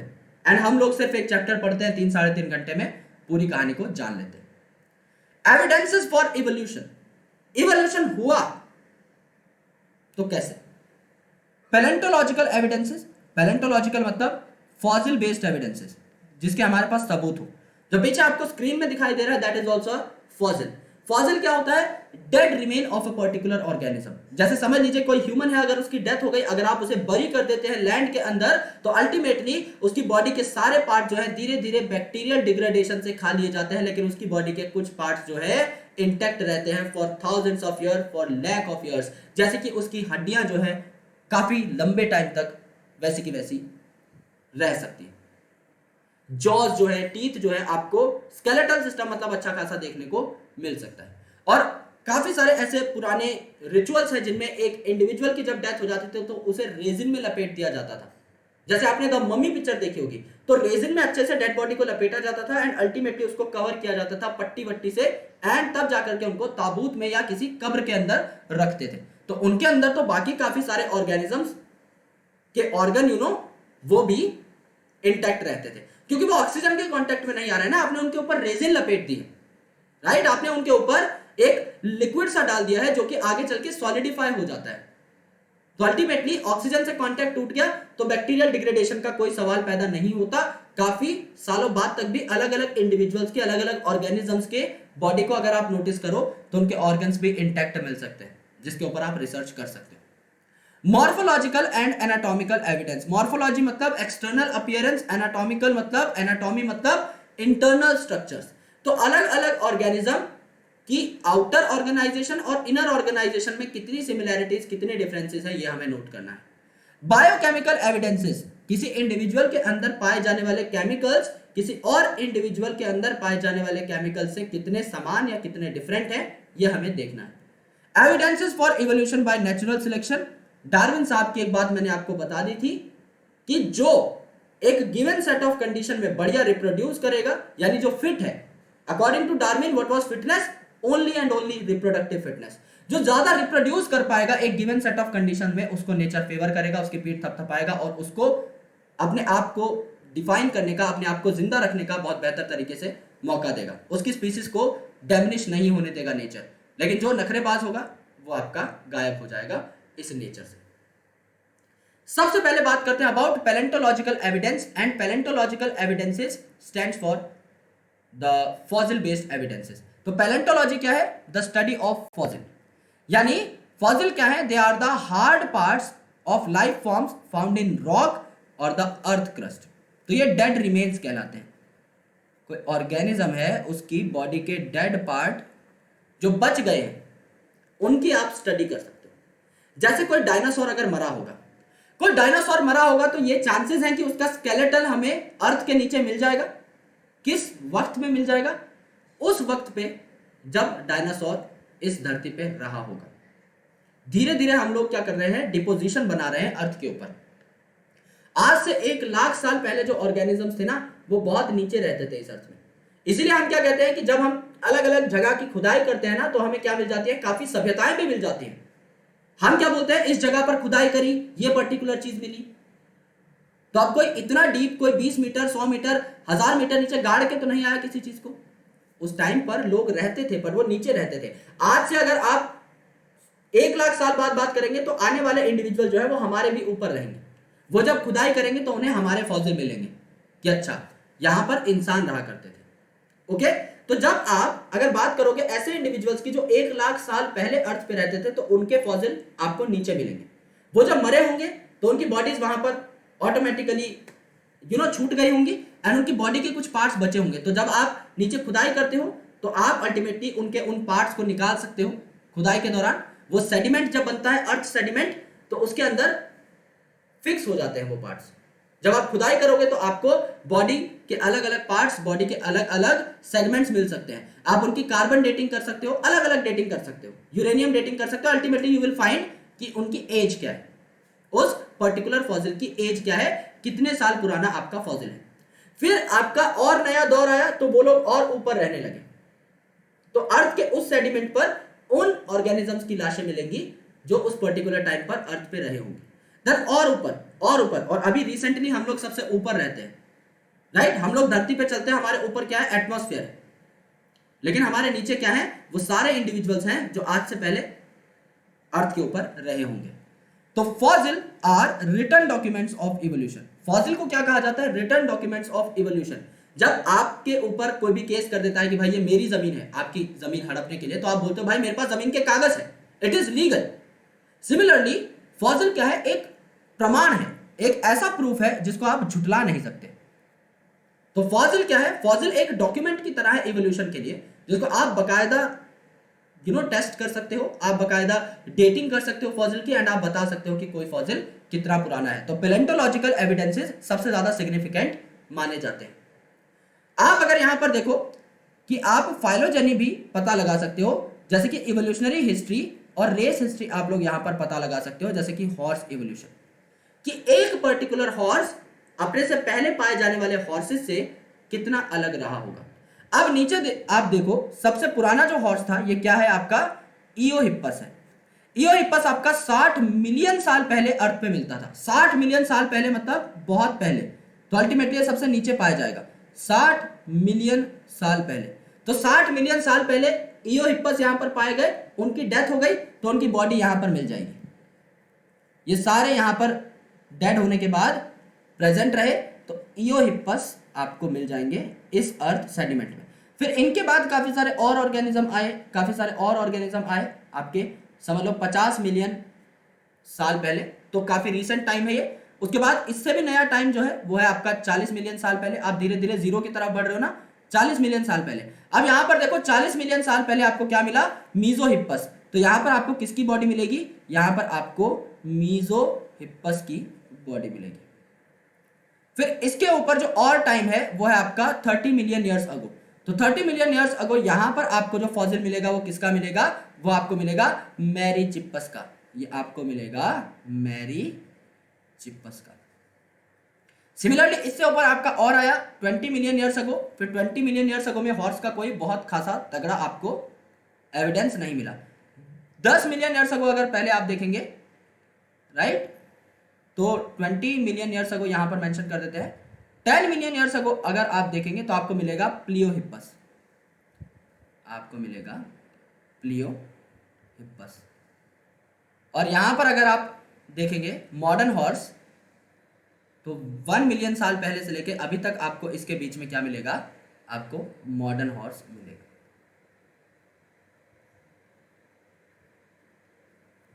मॉडर्न हॉर्स मिलेगा, इक्कस मिलेगा, ठीक है, आपको इक्कस मिल जाएगा। ये होती है बात, जो जितना पुराना वो जमीन के उतना अंदर धसा हुआ मिलेगा, और जो जितना नया वो आपको जमीन के उतना पास मिलेगा। तो आप इनकी डेटिंग करके एग्जैक्टली डेट भी पता लगा सकते हो। तो इस टाइम पर समझ लो इयोहिप्पस प्रेजेंट था 60 मिलियन साल पहले। तो 60 मिलियन साल पहले जो अर्थ का सेडिमेंट बना होगा उसके अंदर इयोहिप्पस की बॉडी के कुछ पार्ट्स आपको मिल जाएंगे। फिर 40 मिलियन साल पहले आपको मीजोहिप्पस मिलेगा। देन रिसेंट टाइम में आप आते जा रहे हो, 30 मिलियन साल पहले आपको मैरीचिप्पस मिल जाएगा, 10 मिलियन साल पहले आपको प्लियोहिप्पस मिल जाएगा, एंड सो ऑन। इस हिसाब से आप ऊपर आते जाओगे एंड आप चीजों को नोटिस करते जाओगे कि पहले आपका कोई ऑर्गेनिज्म कैसा था, बाद में कैसा कैसा होता चला गया, on the basis of evidences that you have got in the form of fossils. तो फॉसिल्स इसलिए सबसे ज्यादा इंपॉर्टेंट है। फॉसिल क्या है, fossil indicates the connecting link between two groups of organism, for example Archaeopteryx. Archaeopteryx किस चीज के बीच का कनेक्टिंग लिंक था, आर्कियोप्टेरिक्स आपके रेप्टाइल एंड बर्ड के बीच का कनेक्टिंग लिंक था। यहां पर अगर आप देखो तो ये रेप्टाइल लाइक भी है, लेकिन इसके अंदर जो है आपके फेदर्स भी देखने को मिले थे, विंग्स टाइप में भी देखने को मिले थे। तो ये आपके क्या थे, बर्ड को और रेप्टाइल के कैरेक्टर को मिक्स्ड फॉर्म में रिप्रेजेंट करते थे। तो आर्कियोप्टेरिक्स क्या थे, एक कनेक्टिंग लिंक के फॉर्म में प्रेजेंट थे रेप्टाइल और बर्ड के। ये आपके आर्कियोप्टेरिक्स का ओरिजिनल डायग्राम है। ओरिजिनल इन द सेंस ऐसे दिखते होंगे वो, on the basis of fossil हमने थोड़ा इनको ड्रॉ करने की कोशिश की। ये सिग्निफिकेंस है फॉसिल की।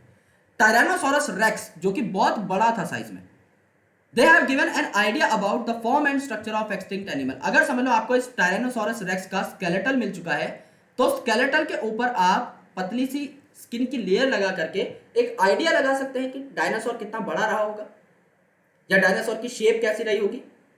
अगर आपका किसी को कंकाल मिल जाए देन अल्टीमेटली आप लोग भी आइडिया लगा सकते हैं कि ऊपर मुंडी है क्योंकि ऊपर स्कल प्रेजेंट रहेगा, फिर बीच में गर्दन है क्योंकि बीच में आपका गैप है, देन अल्टीमेटली रिब्स हैं तो बीच में से आप थोड़े थोरैक्स रीजन में चौड़े रहे होंगे, एंड नीचे नीचे जाते जाते आपका जैसे स्केलेटन है नीचे पत्ती पत्ती दो टांगे मिलेंगी, तो आपको पता लग गया होगा कि हाँ भाई नीचे आपकी दो टांगे हैं। तो अल्टीमेटली स्केलेटल को देख के अगर आपको कोई अच्छा कंप्लीट फॉसिल मिल जाता है, उसको देख के आप लोग चीजों की शेप साइज का भी अंदाजा लगा सकते हो, जैसे कि डायनासोर की। तो आज आप म्यूजियम्स में जो डायनासोर रखे हुए देखते हो, मतलब वो आपके आर्टिफिशियल बनाए हुए स्केलेटल्स होते हैं, लेकिन काफी म्यूजियम्स में असली स्केलेटल भी हैं। लेकिन काफी सारे म्यूजियम्स इतने बढ़िया होते हैं कि बच्चों को एक क्लियर कट रिप्रेजेंटेशन देने के लिए डायनासोर के स्केलेटल के ऊपर वो चमड़ा तक भी चढ़ा देते हैं आर्टिफिशियली ही, जिससे कि स्टूडेंट्स को एक आइडिया लग जाए कि डायनासोर कैसे दिखते होंगे। जुरासिक पार्क में जो डायनासोर की इमेज तैयार की गई है वो फॉसिल एविडेंसेस के बेसिस पर की गई है कि शायद डायनासोर ऐसे दिखते होंगे। अब एग्जैक्टली तो किसी को नहीं पता, but there are some images that we have drawn on the basis of the evidences that we have got into account, that is the paleontological evidences. अब ये अलग अलग डायनासोर है जो कि यहां पर बने। आपको क्या याद करना है? आपको यहां पर इनका सीक्वेंस याद करना है। सीक्वेंस क्या हो जाएगा? ट्राई ट्राई डॉन, यानी डॉन ट्राई करो, try try drawn, climb a strong branch. यानी एक डॉन है जिसको हम बोल रहे हैं कि ट्राई करो, आप एक स्ट्रॉन्ग ब्रांच पे चढ़ सकते हो। यानी डॉन का मूड है यार पेड़ पे चढ़ने का, बट चढ़ नहीं पा रहा है, तो लोग चीयर कर रहे हैं कि ट्राई करो, you will climb a strong branch. यहां पे इनका आपको सीक्वेंस याद करना है। ट्राई में सबसे पहले जो ट्राई आपको दिखाई दे रहा है दैट इज ट्राइसेराटॉप्स, सबसे ऊपर प्रेजेंट है। देन आपका टायरानोसोरस, तो यहां पर स्पेलिंग देखोगे टायरानोसोरस को अगर आप TRY लिख दो, इनके इनिशियल 3 अल्फाबेट्स को शफल करके, तो ट्राई का साउंड आएगा। तो पहला जो एग्जैक्ट ट्राई का साउंड आया वो तो सबसे पहले, जो सेकंड नंबर पे ट्राई का साउंड आया है वो सेकंड नंबर पे। डॉन मतलब आपका टेरानोडॉन। देन आपका crocodile, C for crocodile, C for climb, that is Archaeopteryx, जो कि आपका कनेक्टिंग लिंक था, जिसके बारे में अभी हमने पढ़ा कि ये रेप्टाइल और एव्स के बीच का कनेक्टिंग लिंक था। स्ट्रॉन्ग ब्रांच, स्ट्रॉन्ग क्या है आपका? स्टीगोसॉरस, ओके, और सबसे नीचे प्रेजेंट है आपका ब्रांच, दैट इज ब्रांकियोसॉरस। तो ब्रांकियोसॉरस को ब्रांच से हमने क्यों बोला? क्योंकि इसकी गर्दन एक ब्रांच जैसी है, तभी इसका नाम ब्रांकियोसॉरस पड़ा था। स्टीगोसॉरस में यहां पर आपके स्टैग्स लगे हुए थे ऐसे, राइट, तो यहां पर आपके स्टैग्स लगे हुए थे, तभी इसे क्या बोला? स्टीगोसॉरस बोला गया। ट्राइसेराटॉप्स, यहां पर आपके 3 सींग थे, ठीक है, तो ट्राइसेराटॉप में ट्राई वर्ड वहां से आया। ओके, टायरानोसोरस, टायरानोसोरस रेक्स, जिसका हमने लास्ट में देखा था, ये वाला देखो टायरानोसोरस रेक्स, जिसका हमने स्ट्रक्चर एस्टेब्लिश किया था on the basis of its skeleton. तो ये आपका बायपेडल लोकोमोशन भी शो कर सकता था, ऐसा माना जाता है। तो ये आपका 2 पैरों पे चलता था, बायपेडल भी माना जाता है। किताबों में मेंशन नहीं है, बट स्टिल हम लोग देख सकते हैं। क्रोकोडाइल आपका इनका रिलेटेड ऑर्गेनिज्म है जो आज भी मिलता है, तो आपका क्या है? मॉडर्न डे में भी मिलता है, but related to the dinosaurs, ठीक है। ये सारी चीजें आपको यहां पर नोट करनी है। ट्राई ट्राई डोन प्रोनाउंसिएशन काफी बार बहुत ज्यादा बोलते बोलते ना खत्म हो जाती है, एकदम भाई खल्लास हो जाती है। Try try don, climb a strong branch, as simple as that. Try try का मतलब ट्राइसेराटॉप्स, क्योंकि ट्राई का एग्जैक्ट साउंड है। दूसरा try that is tyrannosaurus rex, don pteranodon, climb that is crocodile, A that is archaeopteryx, strong branch that is stegosaurus and brachiosaurus. सीधा सीधा हम इस डायग्राम को याद कर सकते हैं फ्रॉम एनसीईआरटी, और अच्छे तरीके से इसके क्वेश्चंस को भी हम लोग सॉल्व कर पाएंगे। कोई भी अगर कहीं पे भी क्वेश्चन मार्क लगा दे, हम लोग डिफाइन कर देंगे कि क्या हुआ है, ठीक है। अब देखो, study of fossil in sedimentary layers indicate geological period. अगर आप फॉसिल को एक पर्टिकुलर सेडिमेंट्री लेयर में पढ़ते हैं तो वो उसका जियोलॉजिकल पीरियड को बताता है, यानी वो ये बताता है कि किस टाइम जोन में, किस टाइम के दौरान एक पर्टिकुलर इंडिविजुअल अर्थ में रहा होगा। समझ लो, डायनासोर का सबसे पुराना स्पेसिमेन आपको यहां मिला। आज तक दुनिया का सबसे पुराना स्पेसिमेन डायनासोर का आपको यहां मिला सबसे नीचे, और सबसे रिसेंट मिला आपको यहां पर पे, ठीक है। सबसे ओल्ड आपको स्पेसिमेन एक पर्टिकुलर ऑर्गेनिज्म एक्स का यहां पर मिला, और सबसे रीसेंट आपको एक स्पेसिमेन एक्स का यहां पर मिला। तो क्या आप कह सकते हो कि यहां पर इस दौरान से इस दौरान आपका एक्स नाम का इंडिविजुअल अर्थ पे सरवाइव किया होगा? भाई कह ही सकते हो ना भाई। सबसे पुराना जो मरा हुआ डायनासोर आपको मिला, समझ लो मिला 50,000 साल पहले। वैसे डेटा गलत है, मैं बस एक आइडिया बता रहा हूं। समझ लो मिला 50,000 साल पहले। और सबसे रीसेंट आपको मिला, उसके बाद कोई डायनासोर नहीं दिखा, सबसे रीसेंट आपको मिला 20,000 साल पहले। तो क्या आप कह सकते हो कि डायनासोर आपका 50,000 से 20,000 साल पहले तक इस अर्थ पे प्रेजेंट था? 50,000 से पहले कोई और नहीं मिला, इसका मतलब उससे पहले डायनासोर नहीं थे। 20,000 साल के बाद वाले टाइम में, यानी अभी रिसेंट टाइम में कोई नहीं मिला, तो इसका मतलब 20,000 साल पहले तक काम खत्म हो चुका था डायनासोर का। मान सकते हो? तो ये आपका आइडिया लग जाता है यहाँ पर। अब ये वाला जो लेयर है, ये वाला लेयर समझ लो कहता है कि ये आपका 5,000 साल पुराना इलाका है और ये आपका 10,000 साल पुराना इलाका है। तो इसके अंदर जो भी फॉसिल मिले तो उनकी आप डेटिंग कर सकते हो ना अल्टीमेटली। तो आपको वो जो फॉसिल है वो 5 से 10,000 साल पुराने ही मिलेंगे।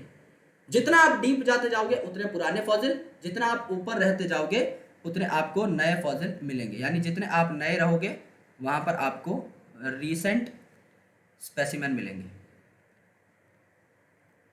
यहां पर, ठीक है। और यहां पर आपको क्या मिलेंगे, अगर आप नीचे की साइड देखो तो यहां पर आपको ओल्डेस्ट मिलेंगे,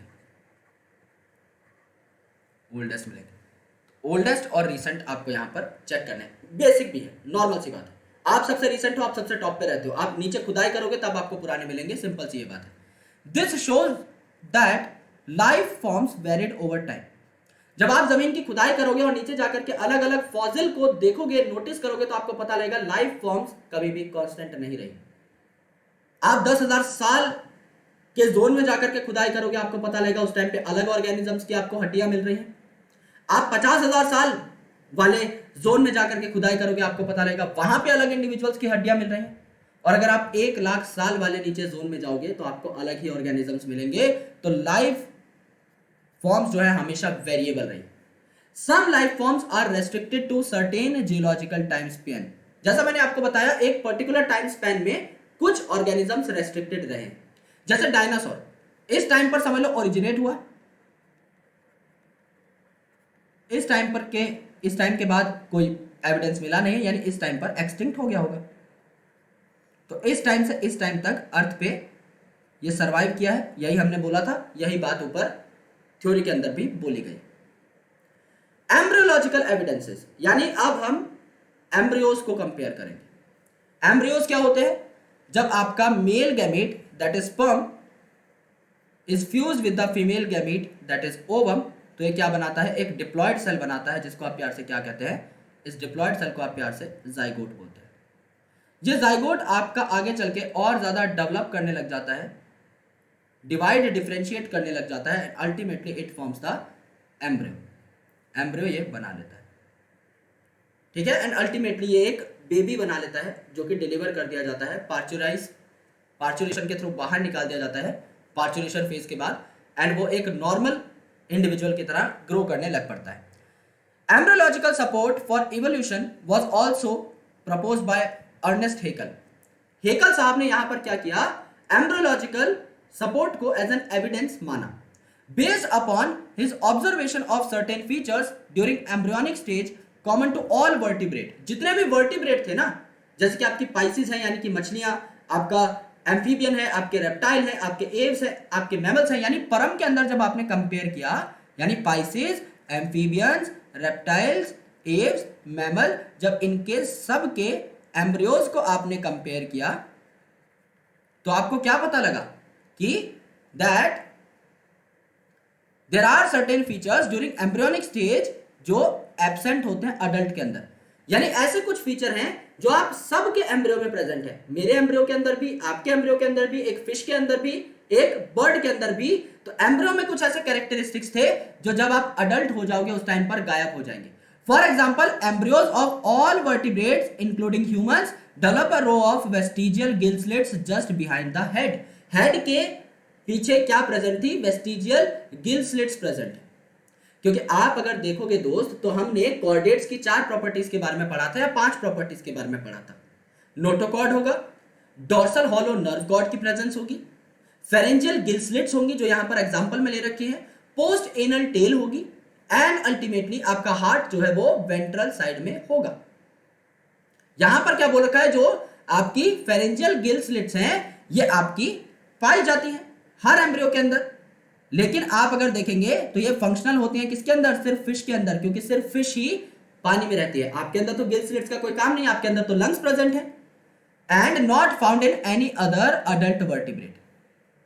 तो यहां पर क्या बोला गया, यहां पर अर्नेस्ट हेकल साहब द्वारा यह बोला गया कि एम्ब्रियोज जो है ये आपके कॉमन प्रॉपर्टीज शो करते हैं, जबकि जब अडल्ट आपके बन जाते हैं तो अडल्ट जो है ये आपके कई कैरेक्टर्स को रिटेन नहीं करते। Okay, however this proposal was disapproved on careful study performed by Karl Ernst von Baer. यानी आपके यहां पर जो हेकल साहब की थ्योरी थी एम्ब्रियोलॉजिकल एविडेंसेस को कंसिडरेशन में लाने की, इनको डिस्कार्ड कर दिया गया by von Baer. He noted that embryos never pass through the adult stage of other animal. इन्होंने बोला एम्ब्रियो कभी भी पास नहीं होते through the adult stage of other animal. कहने का यह मतलब है कि एम्ब्रियो जो है ये कॉमन हो भी जाए, अडल्ट आपके हमेशा डिफरेंट दिख सकते हैं, क्योंकि एक एम्ब्रियो दूसरे के अडल्ट को नहीं बना सकता, या किसी और अडल्ट ऑर्गेनिज्म की बॉडी किसी और इंडिविजुअल के एम्ब्रियो से नहीं बन सकती। तो यहां पर क्या है, यहां पर नॉर्मल सी बात यह है कि एम्ब्रियो में ऐसी काफी सारी सिमिलैरिटीज पाई जाती हैं अलग अलग इंडिविजुअल्स की, जो कि आगे चल के बाइफरकेट हो जाती हैं। आगे चल के जो आपके अंदर कैरेक्टर्स आने होते हैं वही आते हैं, जो कैरेक्टर्स आपके अंदर नहीं आने होते उनको आप लोग एलिमिनेट कर सकते हो ड्यूरिंग द एम्ब्रियोनिक डेवलपमेंट। जब आप एम्ब्रियोनिक डेवलपमेंट के लेटर फेज में पहुंचोगे, जब आप एंड फेज में पहुंचोगे, तब तक आपके आधे से ज्यादा कैरेक्टर्स जो आपको नहीं चाहिए होंगे वो गायब हो जाएंगे, जो कैरेक्टर्स चाहिए होंगे वो रिटेन कर लिए जाएंगे। तो एक क्वेश्चन नीट में पूछा जाता है कि एम्ब्रियोलॉजिकल सपोर्ट ऑफ इवोल्यूशन किसने दिया था, हेकल साहब ने, और डिस्कार्ड किसने किया था, वॉन बियर साहब ने। Morphological and anatomical evidence. Morphological मतलब एक्सटर्नल स्ट्रक्चर के बेसिस पे, एनाटॉमिकल मतलब इंटरनल ऑर्गेनाइजेशन के बेसिस पे। तो जब आप कंपैरेटिव एनाटॉमी करते हो या मॉर्फोलॉजी को देखते हो, यानी आप दो ऑर्गेनिज्म के आउटर स्ट्रक्चर को देख रहे हो या उनके अंदर के ऑर्गेनाइजेशन को देख रहे हो, तो आपको पता लगेगा कि different animals have some common structural feature. Animals दिखने में डिफरेंट हो सकते हैं, मैं और चीता अलग दिखते हैं लेकिन हमारे अंदर कुछ सिमिलैरिटीज हो सकती हैं। मैं और वेल अलग दिखते हैं, हमारे अंदर कुछ सिमिलैरिटीज हो सकती हैं। मैं और बैट एकदम ही अलग दिखते हैं लेकिन कुछ सिमिलैरिटीज हो सकती हैं। So this could be explained as follows. यहां पर आप दो कंसेप्ट को पढ़ते हो। पहला, होमोलोगस ऑर्गन्स, जो कि होमोलॉजी शो करते हैं। होमोलोगस ऑर्गन का क्या मतलब है? होमोलोगस ऑर्गन का एक सेम साफ सुंदर सा मतलब यह है कि यहां पर आपका स्ट्रक्चर सिमिलर होगा, ऑर्गन्स का structure similar but functions different,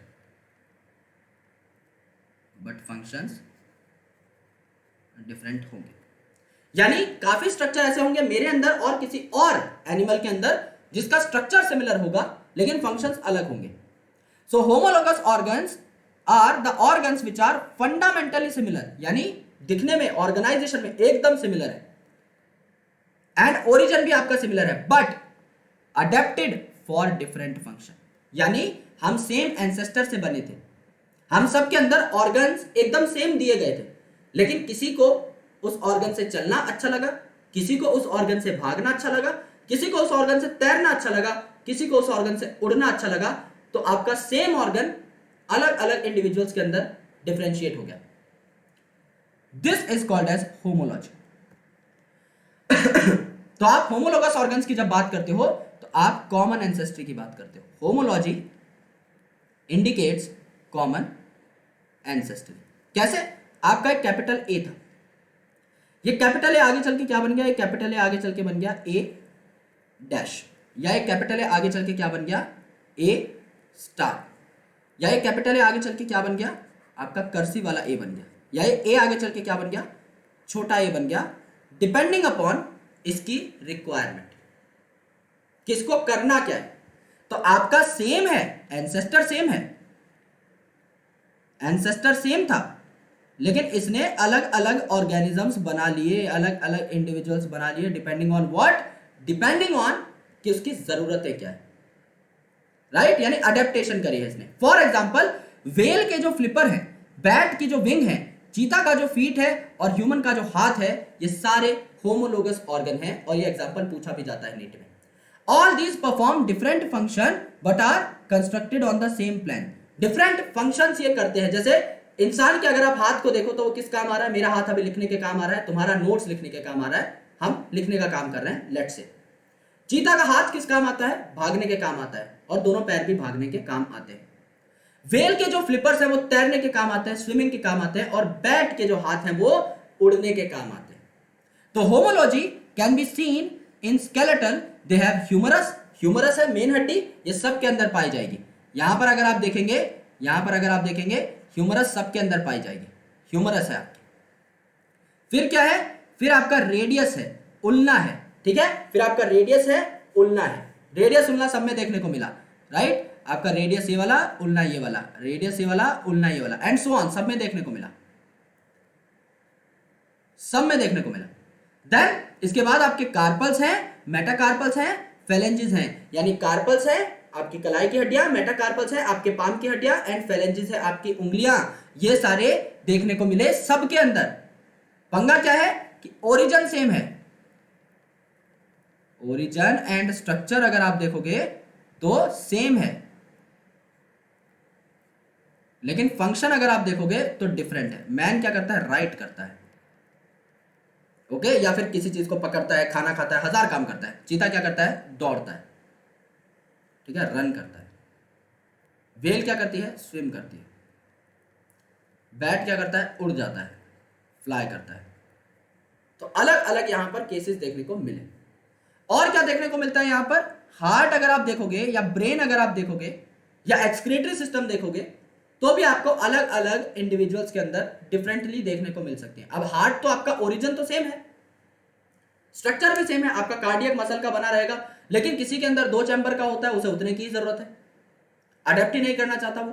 किसी के अंदर 3 चैम्बर का है, किसी के अंदर 4 चैम्बर का।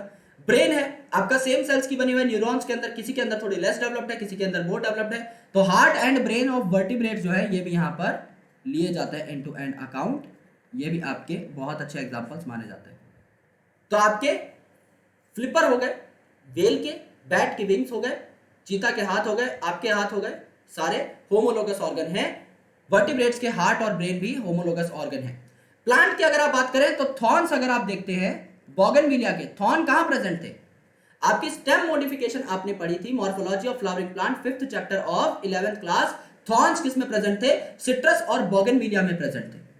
टेंड्रिल्स किसके अंदर प्रेजेंट थी? टेंड्रिल आपकी स्टेम वाली प्रेजेंट थी गॉड फैमिली के मेंबर के अंदर, यानी आपकी कुकुरबिटा है। आपका अलग अलग मेंबर्स हैं, जैसे कि आपका कद्दू हो गया, लौकी हो गई, तोरई हो गई, आपका खीरा हो गया, एंड इसके अलावा ग्रेप वाइन, आपका अंगूर की बेल हो गई। ये आपकी स्टेम मॉडिफिकेशन होती है। तो थॉर्न और टेंड्रिल जो है आपके बोगनविलिया और कुकुरबिटा के, स्ट्रक्चर इनका सेम है लेकिन फंक्शन आपका डिफरेंट है। थॉर्न किस में काम करता है? थॉर्न आपका प्रोटेक्शन में काम करता है, पॉइंटेड होता है इसीलिए। और कुकुरबिटा के अंदर ये जो बेल है किस काम आती है? ये चढ़ने के काम आती है, ये क्लाइंब करने के काम करती है, सपोर्ट का काम करती है। थॉर्न आपका जहां पर प्रोटेक्शन का काम कर रहा है, यहां पर ये क्लाइंबिंग का काम कर रही है, क्लाइंबिंग का काम कर रही है, एंड आपका सपोर्ट का भी काम कर रही है, किसी जगह को पकड़ करके चढ़ भी सकती है। तो ये आपका क्या हुआ? स्ट्रक्चर सेम है, तो दोनों की दोनों सेम ही चीज की मॉडिफिकेशन, लेकिन पंगा ये है कि फंक्शन इनके अलग अलग हो जाते हैं। तो the origin of homologous organ due to adaptation to different needs is called as divergent evolution. मैंने आपको बनाकर दिखाया था कि आपका एक एंसेस्टर है कैपिटल ए, उससे आपका ए स्टार बना, ए डैश बना, ए हैशटैग बना, कर्सिव ए बना, छोटा ए बना, ए कैप बना, डाइवर्सिफाई हो रहे हैं। आपने एक कॉमन एंसेस्टर से एक ऑर्गन बनाया और उस ऑर्गन को 10 ऑर्गेनिज्म से अलग अलग तरीके से इस्तेमाल किया, तो डाइवर्जेंट हुआ ना इवोल्यूशन। इसको आप एचडी नाम से याद कर सकते हैं, होमोलोगस इवोल्यूशन या होमोलोगस ऑर्गन मतलब डाइवर्जेंट इवोल्यूशन। और एनालॉगस जो होगी उसमें कन्वर्जेंट इवोल्यूशन होगी, तो उसे हम एसी नाम की ट्रिक से याद करेंगे। होमोलॉजी इंडिकेट्स कॉमन एंसेस्ट्री, क्योंकि कॉमन एंसेस्टर है तभी डाइवर्ज कर पा रहा है आपके अलग अलग इलाकों में, अलग अलग तरीके से काम कर रहा है, अडेप्ट कर रहा है। Divergent evolution is the process by which related species become less similar in order to survive in different environmental condition. Whale को पानी में रहना है, बैट को आपके ट्री पे उल्टा लटक के रहना है, हवा में उड़ना है, और आपको जमीन के ऊपर रहना है। चीता को जंगल में रहना है, भागना है, अलग अलग कंडीशन है, तो सेम ऑर्गन अलग अलग तरीके से काम करेगा। तुम अपने हाथों से मटर छील लेते हो, क्या होगा अगर शेर सेम प्रकार के हाथ लेकर के बैठा और जंगल में बैठ के मटर छील रहा है? भाई पता लगा कि खरगोश थप्पड़ मार के जा रहा है शेर को, क्या इज्जत रह जाएगी? खौफ होना चाहिए यार, भागने के लिए, चीरने फाड़ने के लिए इनका इस्तेमाल करे तब तो मजा भी आए। तो अलग अलग ऑर्गेनिज्म अपने हैबिट के हिसाब से ऑर्गन्स को मॉडिफाई करते हैं, ठीक है। एनालॉगस ऑर्गन जस्ट उल्टे हैं होमोलॉगस के। यहां पर अगर मैं सिंपल सी भाषा में कहूं तो फंक्शन आपके सेम होते हैं और स्ट्रक्चर आपका डिफरेंट होता है। फंक्शन सेम होते हैं, स्ट्रक्चर डिफरेंट, यानी स्ट्रक्चर डिफरेंट है। एक ऑर्गेनिज्म का एंसेस्टर अलग है, उसका स्ट्रक्चर अलग है, एक ऑर्गेनिज्म का स्ट्रक्चर अलग है, उसका एंसेस्टर भी अलग है, लेकिन ये दोनों सेम जगह पर रहने आ गए। समझ लो एक ऑर्गेनिज्म है एक्स जो कि किसी और एंसेस्टर से आया है, एक ऑर्गेनिज्म है वाई जो किसी और एंसेस्टर से आया है। अब ये दोनों पानी में रहने आ गए। अब चाहे किसी भी ग्रुप के मेंबर हो, इन्हें तैरना सीखना पड़ेगा। तो इनके जो लिम्स हैं अब किस काम आएंगे? तैरने के काम आएंगे। तो ये अलग अलग थे लेकिन अब ये सेम काम कर रहे हैं, फंक्शन इनका सेम हो जाता है। एनालॉगस ऑर्गन जिनमें सिमिलर फंक्शन होता है बट डिफरेंट स्ट्रक्चर और ओरिजिन होता है। ओरिजिन भी डिफरेंट है, यानी इनके एंसेस्टर्स डिफरेंट है। एंसेस्टर्स डिफरेंट हैं तो ये कॉमन एंसेस्ट्री शो नहीं करते। जैसे होमोलोगस थे, कॉमन एंसेस्ट्री शो कर रहे थे ना, एक एंसेस्टर से सारे बन रहे थे, लेकिन यहां ऐसा नहीं। For example wings of insect. Wings of insect, insect के विंग किससे बनते हैं? काइटिन के। इंसेक्ट का पूरा एक्सोस्केलेटन ही काइटिन का बनता है, जबकि बर्ड के जो विंग है ये मॉडिफाइड फोर लिम्स होते हैं और फेदर के बनते हैं। अब इंसेक्ट के विंग काइटिन के हैं और बर्ड के विंग फेदर के हैं, दोनों की ओरिजिन एकदम अलग है। विंग्स में आपके आगे वाले जो हाथ है ना बर्ड्स में, वो मॉडिफाई होते हैं, फोर लिम्स विंग्स बनाते हैं, लेकिन इंसेक्ट के अंदर लिम्स अलग होते हैं, 3 पेयर ऑफ लेग्स अलग से प्रेजेंट है, उनके अंदर विंग्स अलग है, मेम्ब्रेनस विंग्स है, लेकिन तब भी दोनों काम तो सेम कर रहे हैं ना, उड़ने का ही काम कर रहे हैं। आईज ऑफ ऑक्टोपस, इसमें रेटिना जो है स्किन से डेराइव होती है, लेकिन मैमल्स जो है इसमें रेटिना आपके एम्ब्रियोनिक ब्रेन के कुछ सेल्स से बनती है, गैंग्लियोनिक सेल्स लेयर, राइट। आपने पढ़ा था bipolar neuron layer, ganglionic cell layer, जहां पर दोनों का ओरिजिन अलग अलग है, लेकिन ऑक्टोपस हो चाहे मैमल हो, आंखें देखने का ही काम करती है। Flippers of penguin and dolphin, अलग अलग ओरिजिन है, काम सेम है, फ्लिपिंग का है। स्वीट पोटैटो एक रूट मॉडिफिकेशन है, जबकि पोटैटो एक स्टेम मॉडिफिकेशन है, लेकिन काम एक है, स्टोरेज ऑफ फूड। ट्रेकिया है आपका इंसेक्ट में जो एक्टोडर्म से डेराइव होता है, लंग्स है वर्टिब्रेट में जो एंडोडर्म से डेराइव होते हैं, लेकिन काम एक है, रेस्पिरेशन। तो यहां पर क्या होता है, यहां पर एक आपके एंसेस्टर है ए, इन्होंने आपका होमोलॉजी से क्या बनाया, ए छोटा वाला बनाया, ए कर्सिव वाला बनाया, ए कर्सिव वाला ऊपर टोपी बनाई, ये बनाया। तो किससे बना सकते हैं? होमोलोगस इवोल्यूशन से बना सकते हैं। सिमिलरली एक आपका है बी, बी ने क्या बनाया, बी ने आपका छोटा बी बनाया, बी ने आपका स्टाइल वाला बी बनाया, ये वाला, और बी ने आपका क्या बनाया, बी कैप बनाया, ये बी कैप बनाया। तो ये भी आपका होमोलोगस इवोल्यूशन से बना। लेकिन अब ये ए जो है और ये बी सेम काम करते हैं, ये ए और ये कर्सिव बी सेम काम करते हैं, ए टोपी बी टोपी सेम काम करते हैं, इनमें क्या हो गया, इनमें कन्वर्जेंट इवोल्यूशन हो गई। ओके, तो यहां पर डाइवर्ज हो रहे हैं, तो ये इवोल्यूशन कैसी है, डाइवर्जेंट। तो होमोलोगस क्या शो करते हैं, डाइवर्जेंट इवोल्यूशन एचडी, जबकि कन्वर्जेंट इवोल्यूशन कौन शो करते हैं, एनालोगस ऑर्गन शो करते हैं, यानी कि एसी। ठीक है, कन्वर्जेंट डाइवर्जेंट बात समझ में आई, आनी भी चाहिए। डन, ये आपके analogous organ. The origin of analogous organ due to adaptation for life in similar habitat is called as convergent evolution. यानी अलग अलग इंडिविजुअल थे लेकिन सेम जगह पर आके रहने लग गए, तो उन्हें वहां पर रहने के लिए सेम तरीके के ऑर्गन्स को या अलग अलग तरीके के ऑर्गन्स को सेम तरीके से काम करवाना पड़ा। Convergent evolution is a process by which unrelated species become more similar in order to survive in similar environmental condition।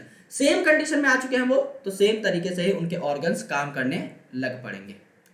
Biochemical evidences, आप देखते हैं कि चाहे आपका इंसेक्ट ही क्यों ना हो, अगर वो खाना खा रहा है, अगर इंसेक्ट की बॉडी में ग्लूकोज जा रहा है, तो वो ग्लूकोज को रेस्पायर करने के लिए ऑक्सीजन का इस्तेमाल करेगा, अलग अलग एंजाइम्स का इस्तेमाल करेगा, ग्लूकोकाइनेज का इस्तेमाल करेगा, हेक्सोकाइनेज का इस्तेमाल करेगा, फॉस्फोफ्रक्टोकाइनेज का इस्तेमाल करेगा, एक प्लांट भी इसका इस्तेमाल करता है, एक एनिमल भी इसका इस्तेमाल करता है, ह्यूमन बींग्स भी इसका इस्तेमाल करते हैं, तो सेम तरीके के प्रोटीन और सेम तरीके के जीन्स क्या किए जाते हैं, आपके बरकरार रखे जाते हैं। क्यों? जिससे कि मेटाबॉलिज्म में आपका कोई चेंज ना करना पड़े। हजारों सालों साल जो बायोमोलिक्यूल्स चले आ रहे हैं और उनका मेटाबॉलिज्म जिस हिसाब से चला रहा है वो चेंज ना हो। जब आपका पहला सेल बना था इस अर्थ के ऊपर, वो भी कार्बोहाइड्रेट को खाता था, उससे एनर्जी निकालता था, फिर ऑक्सीजन की मदद से वो एनर्जी निकालने लग पड़ा, फिर सारे इंडिविजुअल्स वही करने लग पड़े, और आज आप भी वही करते हो, आप भी एनर्जी निकालते हो कार्बोहाइड्रेट्स से। तो अल्टीमेटली हमारे मेटाबॉलिज्म को कांस्टेंट रखने के लिए, जिससे ज्यादा बदलाव हमें ना करने पड़े, बायोमोलिक्यूल्स को भी हमने कांस्टेंट रखा है अलग अलग ऑर्गेनिजम्स के अंदर। Now evidences for evolution by natural selection. Natural selection से क्या क्या चीजें आपकी आई, यहां पर इंडस्ट्रियल मेलानिज्म का एग्जांपल सबसे ज्यादा इंपॉर्टेंट है। It is very very important from examination point of view as well, और आपको एक नया पर्सपेक्टिव भी मिलता है इवोल्यूशन का इन एग्जांपल्स को पढ़ने के बाद। तो आगे का जो टॉपिक है वो हम अगले लेसन के अंदर जो हम बनाएंगे, अगला लेसन लेक्चर, उसके अंदर कंप्लीट कर लेंगे। तो यहां पर हम लोग आज यहीं पे रोकते हैं, बिकॉज काफी ज्यादा डेटा आपका हो जाएगा। नेचुरल सिलेक्शन में बहुत अच्छे से आपको चीजें पढ़नी होती है, एंड अल्टीमेटली इस टॉपिक को आप लोग बहुत डिटेल में भी ले सकते हो। अडेप्टिव रेडिएशन भी यहां पर बची हुई है। There are variety of topics that we need to take into account. So ultimately यहां तक हम लोग पढ़ चुके हैं, समझ चुके हैं, काफी सारी डेट्स है, आगे डेट्स और आएंगी। एक ही चीज है इवोल्यूशन में रटने की, वो है डेट्स। अगर आप सीक्वेंस को पता लगा लेते हैं तो आपको ये हेल्प मिल जाएगी कि पहले क्या चीज हुई, बाद में क्या हुई, वो आप लॉजिक से समझ सकते हैं। लेकिन अगर कोई डेट है 1938, तो वो याद करनी पड़ेगी कि आपको सीलोकैंथ का कब मिला आखिरी फॉसिल, आपको याद होना चाहिए। तो उन डेट्स के बारे में हम लोग बात करेंगे। क्रेनियल कैपेसिटी आपको ह्यूमंस की याद करनी है, उसके बारे में हम लोग बात करेंगे। तो एविडेंसेस पे चर्चा होगी अगले लेसन के अंदर, अगले लेसन लेक्चर के अंदर। Thank you so much, lots of love, bye bye, take care, जय हिंद। इसके डीपीपी सॉल्व कर लेना, and ultimately make sure to solve as many questions as possible, because it is very important chapter from examination point of view. बार बार इसलिए कह रहा हूं क्योंकि ये चैप्टर कंफ्यूज करता है। मॉलिक्यूलर बायोलॉजी और जेनेटिक्स समझने की थी, ये समझने का तो है ही, इंटरेस्टिंग अभी तक आपको लगा होगा, आगे भी लगेगा, काफी सारे टॉपिक समझने के हैं। कुछ डेट्स की वजह से टॉपिक थोड़ा सा हैफहजार्ड वे में स्टूडेंट को समझ में आता है, क्योंकि डेट्स को वो लिंक नहीं कर पाते। हम पूरी कोशिश करेंगे कि डेट्स को लिंक करें। मैं आपको समझा दूंगा, आप उनको उसी स्टाइल से याद करना जैसा कि आपको याद कराया जाएगा। So thank you so much guys, lots of love, bye bye, take care, जय हिंद। I will surely catch you in the next lecture. Thank you.